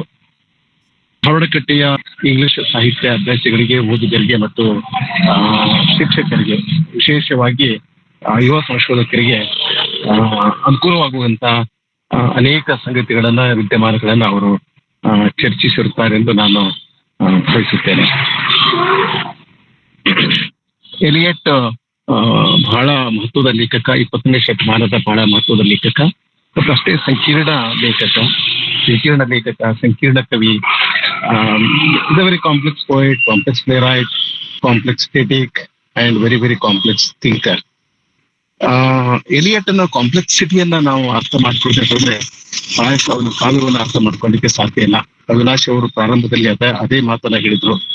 ಒಬ್ಬ ಅತ್ಯಂತ ಸಂಕೀರ್ಣವಾದ ಕವಿಯನ್ನ ಅರ್ಥ ಮಾಡಿಕೊಳ್ಳೋದಕ್ಕೆ ಓದುಗರು, ಕೇಳುಗರು ಒಂದು ಮಟ್ಟದ ಸಿದ್ಧತೆಯನ್ನ ಮಾಡಿಕೊಳ್ಬೇಕು. ಉದಾಹರಣೆಗೆ P. ಅವಿನಾಶ್ ಅವರು ಇಂದು ಧಾರವಾಡಕಟ್ಟೆ ಮೇಲೆ ಟಿ.ಎಸ್. ಎಲಿಯಟನ ದ ವೆಸ್ಟ್ ಲ್ಯಾಂಡ್ ಕಾವ್ಯದ ಕುರಿತು ಮಾತನಾಡ್ತಾರೆ ಎಂಬ ವಿಷಯ ಗೊತ್ತಾದಾಗ ಕೇಳುಗರು ಕೂಡ ಒಂದು ಸಣ್ಣ ಮಟ್ಟದ ತಯಾರಿಯನ್ನ ಸಿದ್ಧತೆಯನ್ನ ಮಾಡಿಕೊಂಡು ಬಂದ್ರೆ ಇಂಥ ಉಪನ್ಯಾಸವನ್ನ ಸರಿಯಾಗಿ ಆಲಿಸಬಹುದು ಮತ್ತು ಚರ್ಚೆಯಲ್ಲಿ ಸಂವಾದದಲ್ಲಿ ಪಾಲ್ಗೊಳ್ಬಹುದು. ಕೇಳೋದು ಒಂದು ಭಾಗ, ಎರಡನೆಯದು ಈ ಮಹತ್ವದ ಚಿಂತಕರ ಜೊತೆ ಉಪನ್ಯಾಸಕರ ಜೊತೆ ಚರ್ಚೆ ಮಾಡಬೇಕು, ಸಂವಾದವನ್ನು ಮಾಡಬೇಕು, ಪೂರಕವಾಗಿ ಮಾತನಾಡಬೇಕು. ಒಟ್ಟಾರೆ ಈ ಬೌದ್ಧಿಕ ಚರ್ಚೆ, ಸಾಹಿತ್ಯದ ಚರ್ಚೆ ಬಹಳ ಚೇತೋಹಾರಿಯಾಗಿರ್ಬೇಕು ಮತ್ತು ವೈಬ್ರೆಂಟ್ ಆಗಿರ್ಬೇಕು ಎನ್ನುವುದು ನಮ್ಮ ಉದ್ದೇಶ. ಸೊ ನಮ್ಮ ಉದ್ದೇಶವನ್ನ ಅವಿನಾಶ್ ಅವರ ಇಂದಿನ ಭಾಷಣ ಬಹಳ ಸಮರ್ಥವಾಗಿ ಈಡೇರಿಸಿದೆ ಎಂದು ನಾನು ಭಾವಿಸಿದ್ದೇನೆ. ಅನೇಕ ವರ್ಷಗಳ ಕಾಲ ಟಿ.ಎಸ್. ಎಲಿಯಟ್ನ ಅವರು ಕಲಿಸಿದ್ದಾರೆ, ಅವನ ಕಾವ್ಯದ ಕುರಿತು ಮಾತನಾಡಿದ್ದಾರೆ, ಬರೆದಿದ್ದಾರೆ. ಹೀಗಾಗಿ ಅವರಿಗೆ ಈ ಟಿ.ಎಸ್. ಎಲಿಯಟ್ನ ಕಾಂಪ್ಲೆಕ್ಸಿಟಿಯನ್ನ ಕ್ಯಾಚ್ ಮಾಡುವ ಎಲ್ಲ ಸಾಮರ್ಥ್ಯ ಅವರಿಗಿದೆ. ಇವತ್ತಿನ ಅವರ ಉಪನ್ಯಾಸ ಒಂದು ನಿದರ್ಶನ ಅಂತ ನಾನು ಭಾವಿಸಿದ್ದೇನೆ. ನಾನು ಮತ್ತೆ ಟಿ.ಎಸ್. ಎಲಿಯಟ್ನ ಬಗ್ಗೆ, ಅವನ ಕಾವ್ಯದ ಬಗೆಗೆ ಯಾವುದೇ ಒಂದು ಚರ್ಚೆಯನ್ನ ಮುಂದುವರಿಸಲಿಕ್ಕೆ ಹೋಗುವುದಿಲ್ಲ. ಯಾಕಂದ್ರೆ ಈಗ ಅದು ಸಭೆ ಅಲ್ಲ. ಸುಮ್ಮನೆ ಈ ಸಂದರ್ಭದ ಔಚಿತ್ಯ ಮತ್ತು ಅದರ ಪ್ರಸ್ತುತತೆಯನ್ನು ಗಮನದಲ್ಲಿ ಇಟ್ಟುಕೊಂಡು ಕೆಲವು ಮಾತುಗಳನ್ನ ಆಡ್ತೀನಿ. ಟಿ.ಎಸ್. ಎಲಿಯಟ್ ನನಗೂ ಕೂಡ ಬಹಳ ಮಹತ್ವದ, ಬಹಳ ಪ್ರೀತಿಯ ಕವಿ. ನಾನ್ ಎಮ್ಮೆ ಓದುವಾಗ ಚಂದ್ರಶೇಖರ ಪಾಟೀಲ್ರು ದ ವೆಸ್ಟ್ ಲ್ಯಾಂಡ್ ಕವನ ಕಲಿಸ್ಬೇಕಾಗಿತ್ತು, ಚಂಪಾ ಅವರು. ಆದ್ರೂ ಅವ್ರು ಹೇಳಿದ್ರು, ನಿಮ್ಮ ಈ ವಯಸ್ಸಿನಲ್ಲಿ ವೆಸ್ಟ್ ಲ್ಯಾಂಡ್ ಕವನವನ್ನು ಓದಿ ನಿಮ್ಗೆ ಅರ್ಥ ಮಾಡಿಕೊಳ್ಳಿಕ್ಕೆ ಬಹಳ ಕಷ್ಟದ ಕೆಲಸ. ಹೀಗಾಗಿ ನಾನು ಸುಮ್ಮನೆ ಈ ಕವನವನ್ನ ಮೊದಲ ಸಾಲಿನಿಂದ ಕೊನೆಯ ಸಾಲಿನವರೆಗೆ ಓದಿ ಮುಗಿಸ್ತೇನೆ, ನೀವು ಕೇಳಿಸ್ಕೊಡ್ರಿ, ಆಮೇಲೆ ಇದ್ರ ಬಗೆಗೆ ನೀವು ಓದ್ರಿ, ಚಿಂತನೆ ಮಾಡ್ರಿ ಅಂತ ಹೇಳಿದರು. ಅವರ ಕವನವನ್ನು ಕಲಿಸಲೇ ಇಲ್ಲ. ಇಡೀ ಕವನವನ್ನ ಒಂದು ತಮ್ಮ ತರಗತಿಯಲ್ಲಿ ಅದನ್ನ ಒಂದು ಸಲ ಬಹಳ ಚಂದ ಓದಿದ್ರು. ಚಂಪಾ ಅವರು ಕವನವನ್ನ ಬಹಳ ಸೊಗಸಾಗಿ ಬಹಳ ಆಸಕ್ತಿದಾಯಕವಾಗಿ ಓದ್ತಾ ಇದ್ರು. ನಾವು ಕೇಳಿಸ್ಕೊಂಡಿವಿ ಅದನ್ನ. ಆಮೇಲೆ ನಾನು ಯಾವಾಗ ವಿಶ್ವವಿದ್ಯಾಲಯಕ್ಕೆ ಬಂದು ಟಿ.ಎಸ್. ಎಲಿಯಟ್ನ ಕಾವ್ಯವನ್ನ ಕಲಿಸ್ಲಿಕ್ಕೆ ಪ್ರಾರಂಭ ಮಾಡಿದ್ದೀನೋ ಅವಾಗ ನನಗ ಈ ಕಾವ್ಯ ಅರ್ಥ ಆಯ್ತು, ಸಂಪೂರ್ಣವಾಗಿ ಅರ್ಥವಾಗಿದೆ ಅಂತ ನಾನು ಅನ್ಕೊಳ್ಳೋದಿಲ್ಲ. ಯಾಕೆಂದ್ರೆ ಈ ಕಾವ್ಯ ಇದು ಹೇಳಿದಾಗೆ ಇಟ್ಸ್ ಎ ಮಾಡರ್ನಿಸ್ಟ್ ಪೋಯಮ್. ಆಮೇಲೆ ಇದರಲ್ಲಿ ಅನೇಕ ಸಂಗೀತಗಳಿವೆ. ಇದರಲ್ಲಿ ಕೇವಲ ಕಾವ್ಯ ಇಲ್ಲ, ಇದರಲ್ಲಿ ಇತಿಹಾಸ ಇದೆ, ಇದರಲ್ಲಿ ಪರಂಪರೆ ಇದೆ, ಇದರಲ್ಲಿ ಇತಿಹಾಸ ಇದೆ, ಇದರಲ್ಲಿ ರಾಜಕೀಯ ಇದೆ, ಇದರಲ್ಲಿ ಜಾಗತಿಕ ಯುದ್ಧದ ದುಷ್ಪರಿಣಾಮಗಳ ಗಾಢವಾದ ಚಿಂತನೆ ಇದೆ, ಹತಾಶೆ ಇದೆ, ನಿರಾಶೆ ಇದೆ. ಇದರೆಲ್ಲದರ ಜೊತೆಗೆ ಒಂದು ಆಶಾಭಾವನೆ ಇದೆ. ಯಾಕಂದ್ರೆ ಈ ಕವನ ದ ವೆಸ್ಟ್ ಲ್ಯಾಂಡ್ ಕವನ ಕೊನೆಯಾಗುವುದು ಓಂ ಶಾಂತಿ ಶಾಂತಿ ಶಾಂತಿ ಎಂಬ ಶಬ್ದದಿಂದ. ಸೊ ಹೀಗಾಗಿ ಅವನು ಈ ಛಿದ್ರಗೊಂಡ ಜಗತ್ತಿನಲ್ಲಿ ಅರ್ಥಕ್ಕಾಗಿ ಹುಡುಕಾಟ ನಡೆಸ್ತಾನೆ ಕಾವ್ಯದಲ್ಲಿ. ಅದು ಕೇವಲ ಇಂಗ್ಲಿಷರಿಗೆ ಒಂದು ದೊಡ್ಡ ಪರಂಪರೆ ಇಲ್ಲ, ಅದನ್ನ ಹೇಳಿದ್ರು ಅವರು ಪ್ರಾರಂಭದಲ್ಲಿ. ಅಮೆರಿಕಾದವರಿಗೆ ಪರಂಪರೆ ಇಲ್ಲ, ಇಂಗ್ಲಿಷ್ನವರಿಗೆ ಪರಂಪರೆ ಇಲ್ಲ. ಭಾರತೀಯರಿಗೆ ಬಹಳ ಸುದೀರ್ಘವಾದ ಪರಂಪರೆ ಇದೆ, 5,000 ವರ್ಷಗಳ ಸುದೀರ್ಘವಾದ ಪರಂಪರೆ ಇದೆ. ಎಲಿಯಟ್ ಪರಂಪರೆಯ ಬಗ್ಗೆ ಅನೇಕ ಮಾತುಗಳನ್ನ ಆಡ್ತಾನೆ, ಪರಂಪರೆಯನ್ನ ಸಮರ್ಥಿಸುತ್ತಾನೆ. ಆದ್ರೆ ಕರ್ನಾಟಕದಲ್ಲಿ, ಭಾರತದ ಅನೇಕ ಪ್ರದೇಶಗಳಲ್ಲಿ ಟಿ.ಎಸ್. ಎಲಿಯಟ್ನ ಕಾವ್ಯವನ್ನ, ನಾಟಕವನ್ನ ಮೆಚ್ಚಿಕೊಂಡವರು, ಟಿ.ಎಸ್. ಎಲಿಯಟ್ನ ವಿಮರ್ಶೆಯನ್ನ ಮೆಚ್ಚಿಕೊಂಡವರು ಕೂಡ ಭಾರತೀಯ ಪರಂಪರೆಯನ್ನ ಸರಿಯಾಗಿ ಗ್ರಹಿಸುವ ಕೆಲಸವನ್ನ ಮಾಡಿಲ್ಲ. ಮತ್ತು ಪರಂಪರೆ ಎಂದಾಗ ಅವರು ಅದರಲ್ಲಿ ಬರೇ ಒಂದು ನೆಗೆಟಿವ್ ಆದಂತಹ ಸಂಗತಿಗಳನ್ನ ಕಂಡುಕೊಂಡ್ರು. ಅದರಲ್ಲಿರ್ತಕ್ಕಂಥ ಅನೇಕ ಜೀವಪರವಾದ, ಸಮಾಜ ಪರವಾದ ಸಂಗತಿಗಳನ್ನ ಕಂಡುಕೊಂಡಿಲ್ಲ. ಭಾರತದಂತ ಒಂದು ಪರಂಪರೆ ಏನಿಲ್ಲ, ಇದು ಜೀವಂತವಾದ ಪರಂಪರೆ, ಜೀವಂತವಾದ ನಾಗರಿಕತೆ. ಈ ನಾಗರಿಕತೆ ಜೀವಪರ ಆಗಿರದೇ ಹೋಗಿದ್ರೆ, ಈ ನಾಗರಿಕತೆ ಮನುಷ್ಯ ಪರ ಆಗಿರದೇ ಹೋಗಿದ್ರೆ ಇಷ್ಟು ದೀರ್ಘಕಾಲ ಅದು ಉಳಿದು ಬರ್ತಾ ಇರಲಿಲ್ಲ. 5,000 ವರ್ಷಗಳವರೆಗೆ ಇದು ಉಳಿದಿದೆ ಅಂದ್ರೆ ಇದರಲ್ಲಿ ಇಡೀ ಮನುಷ್ಯರನ್ನ, ಇದು ವಿಶ್ವಕ್ಕೆ ಮಾದರಿ ಆಗ್ತಕ್ಕಂಥ, ವಿಶ್ವಕ್ಕೆ ಶಾಂತಿಯನ್ನು ಕಲಿಸಿದಂತ ಒಂದು ಪರಂಪರೆ ನಮ್ಮ ಪರಂಪರೆ. ಸೊ ಎಲಿಯಟ್ನ ಕಾವ್ಯವನ್ನು ಓದುವುದರ ಮೂಲಕ ನಮಗೆ ನಮ್ಮ ಕಾವ್ಯ ಪರಂಪರೆಯ ಬಗ್ಗೆ, ನಮ್ಮ ಆಧ್ಯಾತ್ಮಿಕ ಪರಂಪರೆಯ ಬಗ್ಗೆ, ನಮ್ಮ ಧಾರ್ಮಿಕ ಪರಂಪರೆಯ ಬಗ್ಗೆ, ಅನೇಕ ರೀತಿಯ ಪರಂಪರೆಗಳ ಅದನ್ನ ನೋಡ್ಬೇಕಾಗ್ತದೆ. 1ನೇ ಜಾಗತಿಕ ಯುದ್ಧ ಇಡೀ ಜಗತ್ತನ್ನ, ಅಂದ್ರೆ ಇಡೀ ಯುರೋಪವನ್ನ ತಲ್ಲಣಗೊಳಿಸಿತು. ಅನೇಕ ಜನ ಕವಿಗಳು, ಕಾದಂಬರಿಕಾರರು, ಲೇಖಕರು ತೀವ್ರವಾದ ಹತಾಶೆಯನ್ನ ಅಸಮಾಧಾನವನ್ನ ವ್ಯಕ್ತಪಡಿಸಿದ್ರು. ಕೆಲವರು ಹುಚ್ಚರಾಗಿ ಹೋದ್ರು. ಈ ಯುದ್ಧ ಈಗ ಮೊನ್ನೆ ಭಾರತ ಮತ್ತು ಪಾಕಿಸ್ತಾನದ ನಡುವೆ ಯುದ್ಧ ಆಯ್ತು. ನಮ್ಮಲ್ಲಿ ಕೆಲವು ಜನರು ಸೀಸ್ ಫೈರ್ ಡಿಕ್ಲೇರ್ ಮಾಡಿದ್ರು, ಯುದ್ಧ ಮಾಡಬೇಕಾಗಿತ್ತು, ಪಾಕಿಸ್ತಾನವನ್ನ ಸರ್ವನಾಶ ಮಾಡಬೇಕಾಗಿತ್ತು ಅಂತೆಲ್ಲ ಮಾತಾಡಿದ್ರು. ಪ್ರಾರಂಭದಲ್ಲಿ ನನಗೂ ಅನ್ಸಿತ್ತು ಯುದ್ಧ ಆಗ್ಲೇಬೇಕು, ಈ ಆತಂಕವಾದ ನಿರ್ನಾಮ ಆಗ್ಲೇಬೇಕು ಅಂತ ಹೇಳಿ. ಆತಂಕವಾದ ನಿರ್ನಾಮ ಆಗ್ಲೇಬೇಕು. ಆದ್ರೆ ಒಂದು ದೊಡ್ಡ ಮಟ್ಟದಲ್ಲಿ ನಾಗರಿಕರ ಮೇಲೆ ದಾಳಿ ಆದ್ರೆ ಇಂಥವಾದ್ರೆ ಅದಕ್ಕೆ ಅದು ಬಹಳ ವಿಚಿತ್ರವಾದಂತ ಇಡೀ ಜಗತ್ತನ್ನ ಇಂಡಿಯನ್ ಸಬ್ ಕಾಂಟಿನೆಂಟ್ ಅನ್ನ ಕಲ್ಲಣಗೊಳಿಸ್ಬಿಡ್ತದೆ. ಸಿನಿಮಾ ನೋಡಿದ ಹಾಗೆ ಅಲ್ಲ, ಯುದ್ಧ ನೋಡೋದು ಸಿನಿಮಾ ನೋಡಿದ ಹಾಗೆ ಅಲ್ಲ. ಆ ಸಿನಿಮಾದಷ್ಟು ರೊಮ್ಯಾಂಟಿಕ್ ಆಗಿ ಯುದ್ಧ ಇರೋದಿಲ್ಲ. War is never romantic. Any war is horrible, very very dangerous. It leads to bloodshed, killing and so on.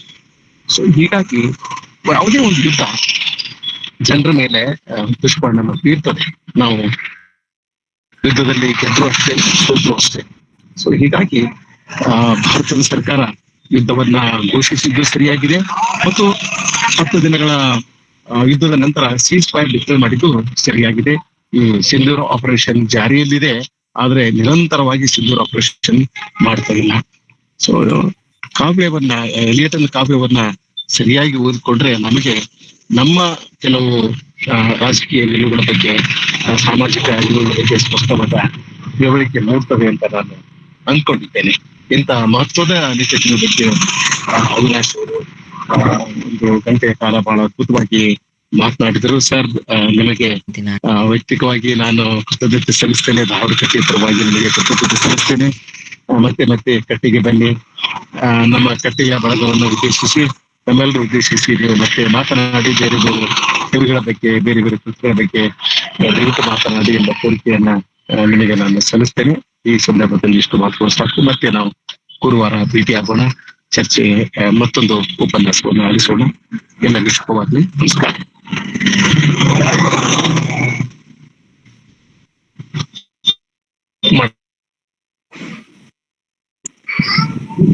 Sir, ಧನ್ಯವಾದಗಳು sir. Thank you madam. Thank you sir. ಆಸಕ್ತರೆ, ಈಗ ಧಾರವಾಡ ಕಟ್ಟೆ ಈ ವೇದಿಕೆಯಲ್ಲಿ ಚರ್ಚೆಗೆ ಅವಕಾಶ ಇದೆ. ಯಾರಾದ್ರೂ ಪ್ರಶ್ನೆಗಳಿದ್ರೆ ಅಥವಾ ಪೂರಕವಾಗಿ ಮಾತನಾಡೋ ಹಾಗಿದ್ರೆ, ಸರ್ ಜೊತೆಗೆ ಏನಾದ್ರೂ ಹಂಚ್ಕೊಳ್ಳೋಗಿದ್ರೆ ದಯವಿಟ್ಟು ತಮ್ಮ ಆಡಿಯೋನ ಅನ್ಮ್ಯೂಟ್ ಮಾಡ್ಕೊಂಡು ಮಾತನಾಡ್ಬೋದು ಪ್ಲೀಸ್.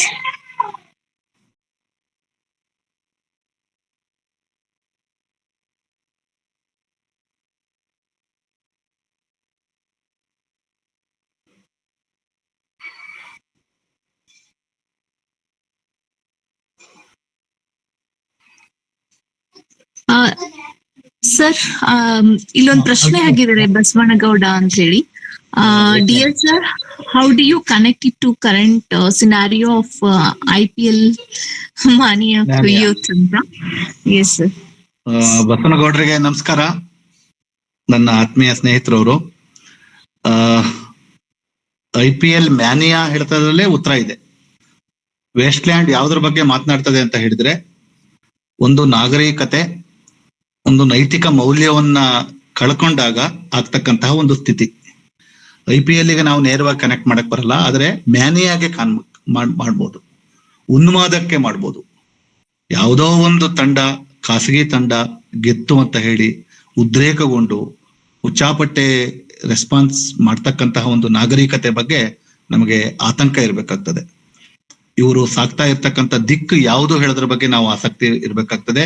ಹಾಗಾಗಿ ಒಂದು ಖಾಸಗೀಕರಣ, ಅದರಲ್ಲಿ ಇರ್ತಕ್ಕಂತಹ ಮೌಲ್ಯಗಳು ಬಹಳ ಕಮರ್ಷಿಯಲ್ ಆಗಿರ್ತಕ್ಕಂತಹ ಮೌಲ್ಯಗಳು, ಅದನ್ನ ಒಂದು ಬ್ರಾಂಡ್ ವ್ಯಾಲ್ಯೂ ಆಗಿ ಪರಿವರ್ತನೆ ಮಾಡ್ಕೊಂಡು ಎನ್ಕ್ಯಾಶ್ ಮಾಡ್ತಾ ಇರ್ತಕ್ಕಂತಹ ಕಾರ್ಪೊರೇಟ್ ಸಂಸ್ಥೆಗಳು, ಇವೆಲ್ಲವನ್ನ ಗಮನಿಸಿದ್ರೆ ಈ ಯುವಕ ಯುವತಿಯರು ಯಾವ ದಿಕ್ಕಿನ ಕಡೆ ಸಾಕ್ತಾ ಇದ್ದಾರೆ, ಇವರು ಸರಿಯಾದ ದಿಕ್ಕಿನಲ್ಲಿ ಸಾಕ್ತಾ ಇದ್ದಾರೆ ಹೇಳೋ ಪ್ರಶ್ನೆಯನ್ನ ಹಾಕೊಂಡ್ರೆ, ಒಂದು 100 ವರ್ಷಗಳ ಕೆಳಗೆ ಏಲಿಯಟ್ ಇದೇ ಬಗೆಯ ಒಂದು ಪ್ರಶ್ನೆಯನ್ನ ಕೇಳಿದ್ದ.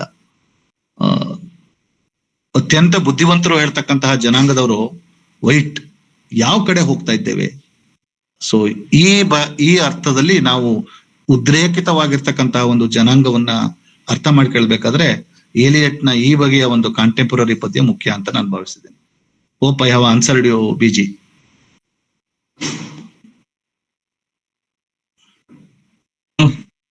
Sir good evening. ತುಂಬಾ ಸಂತೋಷ. ನಾನು ಮಾತಾಡೋದು ಕೇಳಿಸ್ತಿದೆ ಅನ್ಕೊಂಡಿದ್ದೀನಿ. ಕೇಳ್ತಾ ಇದೆ ಸರ್. ತುಂಬಾ ಸೂಕ್ತವಾಗಿ ಮಾಹಿತಿಗಳನ್ನ ತಿಳಿಸ್ಕೊಟ್ರಿ. ವೇಸ್ಟ್ ಲ್ಯಾಂಡ್ ಅನ್ನ ಅರ್ಥ ಮಾಡ್ಕೊಳ್ಳೋದು ಅಷ್ಟು ಸುಲಭದ ಕೆಲಸ ಅಲ್ಲ. ಆದ್ರೆ ನೀವು ಒಂದು ತಾಸಲ್ಲಿ ಹೇಳ್ಬೇಕಾದ ಮಾಹಿತಿಯನ್ನ ಬೇರೆ ಬೇರೆ ಮೂಲಗಳನ್ನ ಮಾಹಿತಿಯನ್ನ ಕೊಡ್ತಾ ನೀವು ತುಂಬಾ ಅರ್ಥಗರ್ಭಿತವಾಗಿ ಹೇಳಿದ್ರಿ. ಆದ್ರೆ ಇದನ್ನ ನಾವು ನಾನು ಈ ಪದ್ಯವನ್ನ ಓದಿದ ಸಂದರ್ಭಕ್ಕೂ ಈಗಿಗೂ ಸುಮಾರು 20 ವರ್ಷದ ಅಂತರದಲ್ಲಿ ಇದರ ಚಹರೆಗಳು, ಇದರ ಅರ್ಥಗಳು ಇನ್ನೂ ಉಗ್ರ ರೂಪವನ್ನ ತಾಳ್ತಾ ಇದಾವೆ ಅಂತ ನನ್ಗನ್ನಿಸ್ತಾ ಇದೆ.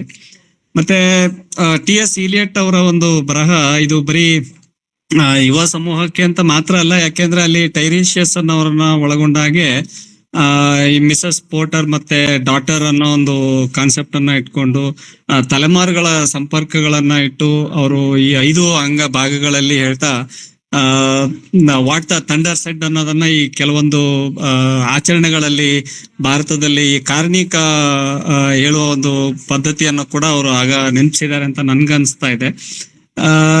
ಈ ಹಂತದಲ್ಲಿ ಈ ಟೈರಿಷಿಯಸ್ ನ ಪಾತ್ರ ಅದು ಹಿಂದೆ ಗ್ರೀಕ್ ನ ನಾಟಕದಲ್ಲಿ ಕೊಟ್ಟದ್ದ ಪಾತ್ರ ಆದ್ರೂ ಕೂಡ ಇಲ್ಲಿ ಟಿ.ಎಸ್. ಇಲಿಯಟ್ ಅವರು ಆ ಪಾತ್ರವನ್ನ ಯಾಕೆ ತುಂಬಾ ಸೂಚ್ಯವಾಗಿ ಬಳಸಿದ್ರು ಮತ್ತೆ ಅದರ ಮೂಲಕ ಏನು ಹೇಳ ಹೊರಟಿದ್ದಾರೆ ಅನ್ನೋ ಒಂದು ಅನುಮಾನ ನನಗೆ ಇತ್ತು. ಅದ್ರ ಬಗ್ಗೆ ನೀವೇನಾದ್ರೂ ಮತ್ತೊಂದಿಷ್ಟು ಮಾಹಿತಿಯನ್ನ ಕೊಡ್ಲಿಕ್ಕಾಗತ್ತಾ ಅಂತ ನಾನು ಕೇಳ್ತಾ ಇದ್ದೀನಿ. ಖಂಡಿತ ಅದು ಬಹಳ ಮುಖ್ಯ ಪ್ರಶ್ನೆ. ಈ ಟೈರಿಷಿಯಸ್ ಪಾತ್ರದ ಮೂಲಕವಾಗಿ ಇದರ ಬಗ್ಗೆ ಬಂದಿರತಕ್ಕಂತ ಒಂದು ಟೀಕೆ ಏನು ಅಂದ್ರೆ 5 ಸೆಕ್ಷನ್ ಗಳಿಗೆ ಎಲ್ಲಿ ಲಿಂಕ್ ಇದೆ ಅಂತ ಹೇಳಿ. ಟೈರಿಷಿಯಸ್ ಒಂದ್ ರೀತಿ ಕಾನ್ಶಿಯಸ್ನೆಸ್, ಒಂದು ಪ್ರಜ್ಞೆ. ಈ 5 ಭಾಗದಲ್ಲಿ ನಡೀತಾ ಇರ್ತಕ್ಕಂತ ಕ್ರಿಯೆಯನ್ನ ನೋಡ್ತಾ ಇದ್ದಾನೆ ಆತ. ಸೊ ಹಾಗಾಗಿ Tiresias is a connecting link between all 5 sections and is a consciousness. ಆತ ಪಾತ್ರ ಕೇವಲ ಪಾತ್ರ ಅಲ್ಲ, ಒಂದು ಪ್ರಜ್ಞೆ. ಸೊ ಈ ಅರ್ಥದಲ್ಲಿ ಟೈರಿಷಿಯಸ್ ಹೇಳ್ತಕ್ಕಂಥದ್ದು ಬಹಳ ಪ್ರಮುಖವಾಗಿರೋ ಪ್ರಜ್ಞೆ. Tiresias is a very important connection between the 5 different parts. Is the observer. ಆ ಹಂತದಲ್ಲಿ ನೋಡೋದಾದ್ರೆ ಟೈರಿಷಿಯಸ್ ನ ಮೌಲ್ಯಗಳು, ನೀತಿ ಅವು ಯಾವುವು ನಮ್ಗೆ ಮುಟ್ಲಿಲ್ಲವಾ, ಅಥವಾ ನಾವು ಯುವಕರು ಈಗಿನ ಒಂದು ಮನಸ್ಥಿತಿಯಲ್ಲಿ ಅದನ್ನ ನಾವು ಪಡಿಲಿಕ್ಕೆ ಸಿದ್ಧರಿಲ್ವಾ ಅಂತ ನನಗೆ ಪ್ರಶ್ನೆ ಉಳಿತು ಇಲ್ಲಿ.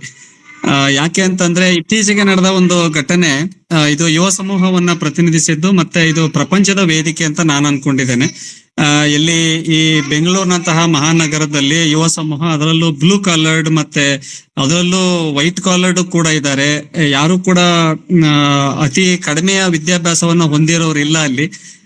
ಅದನ್ನ ನಾವು ತಗೊಳ್ಳೋದಾದ್ರೆ ಈ ಪದ್ಯ ಬಹಳ ಪ್ರಾಮುಖ್ಯತೆಯನ್ನ ಪಡೆಯುತ್ತೆ ಈಗ ಅಂತ ಅರ್ಥ ಮಾಡಿಕೊಳ್ಳುವಲ್ಲಿ ನಾವು ವಿಫಲರಾಗ್ತಾ ಇದೀವ ಅಂತ. ಖಂಡಿತ ಸಮಕಾಲೀನವಾಗಿರ್ತಕ್ಕಂತ ಸಮಾಜವನ್ನ ಕುರಿತು ನಾವು ಬೇರೆ ಬೇರೆ ರೀತಿಯಲ್ಲಿ ಯೋಚನೆ ಮಾಡ್ಲೇಬೇಕು. ಅದರ ನೈತಿಕ ಮೌಲ್ಯಗಳನ್ನಂತೂ ಖಂಡಿತವಾಗಿಯೂ ನಾವು ಅರ್ಥ ಮಾಡ್ಕೊಳ್ಬೇಕು ಅಂತ ಬಯಸ್ತೀನಿ. ಧನ್ಯವಾದಗಳು sir. Right sir, good evening sir. ನಾನು ನಿಮ್ ಸ್ಟೂಡೆಂಟ್ ಭಾನು ಅಂತ 2018ನೇ ಬ್ಯಾಚ್ ಅಲ್ಲಿ ಸಹ್ಯಾದ್ರಿ ಕಾಲೇಜಲ್ಲಿ ಓದಿದ್ದೆ. ನಿಮ್ ಕ್ಲಾಸ್ ಕೇಳಿದ್ದು ಮತ್ತೆ ಒಂದ್ಸಾರಿ ತುಂಬಾ ಖುಷಿ ಆಯ್ತು. ಮತ್ತೆ ಆ ಕ್ಲಾಸ್ಗಳನ್ನೆಲ್ಲ ನೆನ್ಪು ಮಾಡ್ಕೊಂಡಿದ್ದು ತುಂಬಾ ಖುಷಿ ಆಯ್ತು ಸರ್. ರೈಟ್. ವಾಯ್ಸ್ ಕೇಳಿಸ್ತಿದೆ ಅನ್ಕೊಳ್ತೀನಿ. Thank you. ಸರ್, ಮತ್ತೊಮ್ಮೆ MA ಕ್ಲಾಸ್ಗಳನ್ನ ಕೇಳ್ದಂಗೆ ಆಯ್ತು, ಬ್ರಿಟಿಷ್ ಲಿಟ್ರೇಚರ್ ಕ್ಲಾಸಸ್ ತುಂಬಾ ಖುಷಿ ಆಯ್ತು. Thank you sir. Right thank you.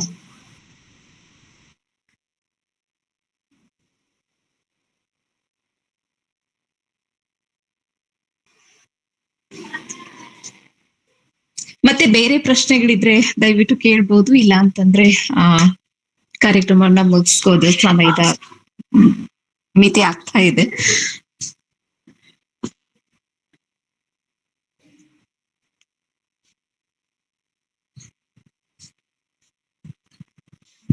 Sir, ಕಾರ್ಯಕ್ರಮನ ಮುಗಿಸ್ಬಿಡೋಣ ಅನ್ಸುತ್ತೆ sir. Okay madam. Okay sir.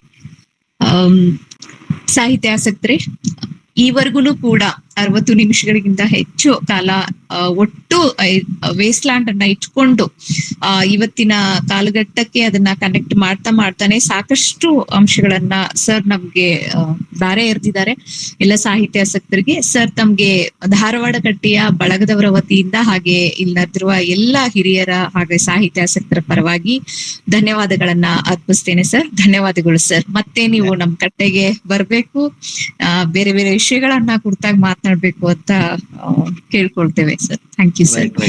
Thank you madam. ಖಂಡಿತ ಬಹಳ ಸಂತೋಷ ಆಗಿದೆ ನನಗೂ ನಿಮ್ಮ ಕಟ್ಟೆಯಲ್ಲಿ ಭಾಗವಹಿಸಿದ್ದಕ್ಕೆ. Thank you sir. Thank you so much. ಹಾಗೆ ಈ ಕಾರ್ಯಕ್ರಮದ ಅಧ್ಯಕ್ಷತೆಯನ್ನು ವಹಿಸಿರುವಂತಹ ಪ್ರೊಫೆಸರ್ ಬಸವರಾಜ್ ಡೋಣು ಸರ್ ಅವರೇ ಎಲ್ಲ ಕಾರ್ಯಕ್ರಮದ ರೂವಾರಿಗಳು, ಅವ್ರಿಗೂ ಕೂಡ ಧನ್ಯವಾದಗಳನ್ನ ಅರ್ಪಿಸ್ತೇನೆ. ಧನ್ಯವಾದಗಳು ಸರ್. ಹಾಗೇನೆ ಈ ಕಾರ್ಯಕ್ರಮದಲ್ಲಿ ಚರ್ಚಿನಲ್ಲಿ ಭಾಗವಹಿಸಿದಂತಹ ಬಸವಣ್ಣ ಗೌಡ ಸರ್ ಅವರಿಗೆ, ಹಾಗೆ ಕಲಾಂದರ್ ಸರ್ ಅವರಿಗೆ, ಹಾಗೇನೆ GM ಹೆಗ್ಡೆ ಸರ್ ಕೂಡ ಉಪಸ್ಥಿತ ಇದ್ರು. ಹಾಗೇನೆ ಪೂಜಾ ಹಳಿಯಾಳ್ ಮ್ಯಾಮ್, ಎಲ್ಲರ ಹೆಸರು ತೆಗೆದುಕೊಳ್ಳಕ್ಕಾಗಲ್ಲ, ಅನೇಕ ಹಿರಿಯರು ಪ್ರಾಧ್ಯಾಪಕರು ಕಾರ್ಯಕ್ರಮದಲ್ಲಿ ಭಾಗವಹಿಸಿ ಈ ಒಂದು ಉಪನ್ಯಾಸವನ್ನ ಅರ್ಥಪೂರ್ಣಗೊಳಿಸಿದ್ದಾರೆ. ಅವರೆಲ್ರಿಗೂ ಕೂಡ ಧನ್ಯವಾದಗಳನ್ನ ನಾನು ಅರ್ಪಿಸ್ತೇನೆ. ಹಾಗೆ ಈ ಕಾರ್ಯಕ್ರಮ ಪದಾಧಿಕಾರಿಗಳ ತಂಡ ಆಗಿರುವಂತಹ ಶಿವರಾಜ್ ಸನ್ಮನಿ ಅವರು, ವಾಣಿಶ್ರೀ ಅವರು, ಶಾಂತಾ ಅವರು ಒಟ್ಟಾಗಿ ಒಂದು ಕೆಲಸವನ್ನ ಮಾಡ್ತಾ ಇದ್ದಾರೆ. ಅವರೆಲ್ರಿಗೂ ಕೂಡ ಧನ್ಯವಾದಗಳನ್ನ ಅರ್ಪಿಸ್ತೇನೆ. ಬರುವ ಗುರುವಾರ DH ಲಾರೆನ್ಸ್ ಮೇಲೆ ಒಂದು ಉಪನ್ಯಾಸ ಇರುತ್ತೆ. ಇದೇ ಲಿಂಕ್ ಅನ್ನ ಬಳಸ್ಕೊಂಡು ಕಾರ್ಯಕ್ರಮದಲ್ಲಿ ಭಾಗವಹಿಸಬೇಕು. ವಾಣಿಶ್ರೀ ಕುಲಕರ್ಣಿ ಜೆಎಸ್ಎಸ್ ಕಾಲೇಜ್ನ ಇಂಗ್ಲಿಷ್ ಪ್ರಾಧ್ಯಾಪಕರು ಮಾತನಾಡ್ಲಿದ್ದಾರೆ. ದಯವಿಟ್ಟು ಇದೇ ಲಿಂಕ್ ಅನ್ನ ಬಳಸ್ಕೊಂಡು ನಮ್ಮೆಲ್ಲರ ಜೊತೆಗೆ ಇರ್ಬೇಕು ಅಂತ ಕೇಳ್ಕೊಳ್ತಾ ಇವತ್ತಿಗೆ ಈ ಕಾರ್ಯಕ್ರಮವನ್ನ ಮುಕ್ತಾಯಗೊಳಿಸ್ತೇವೆ. ಮತ್ತೊಮ್ಮೆ ಧನ್ಯವಾದಗಳು. ಶುಭರಾತ್ರಿ. ಧನ್ಯವಾದಗಳು sir. Right. Thank you madam. Thank you. Thank you sir.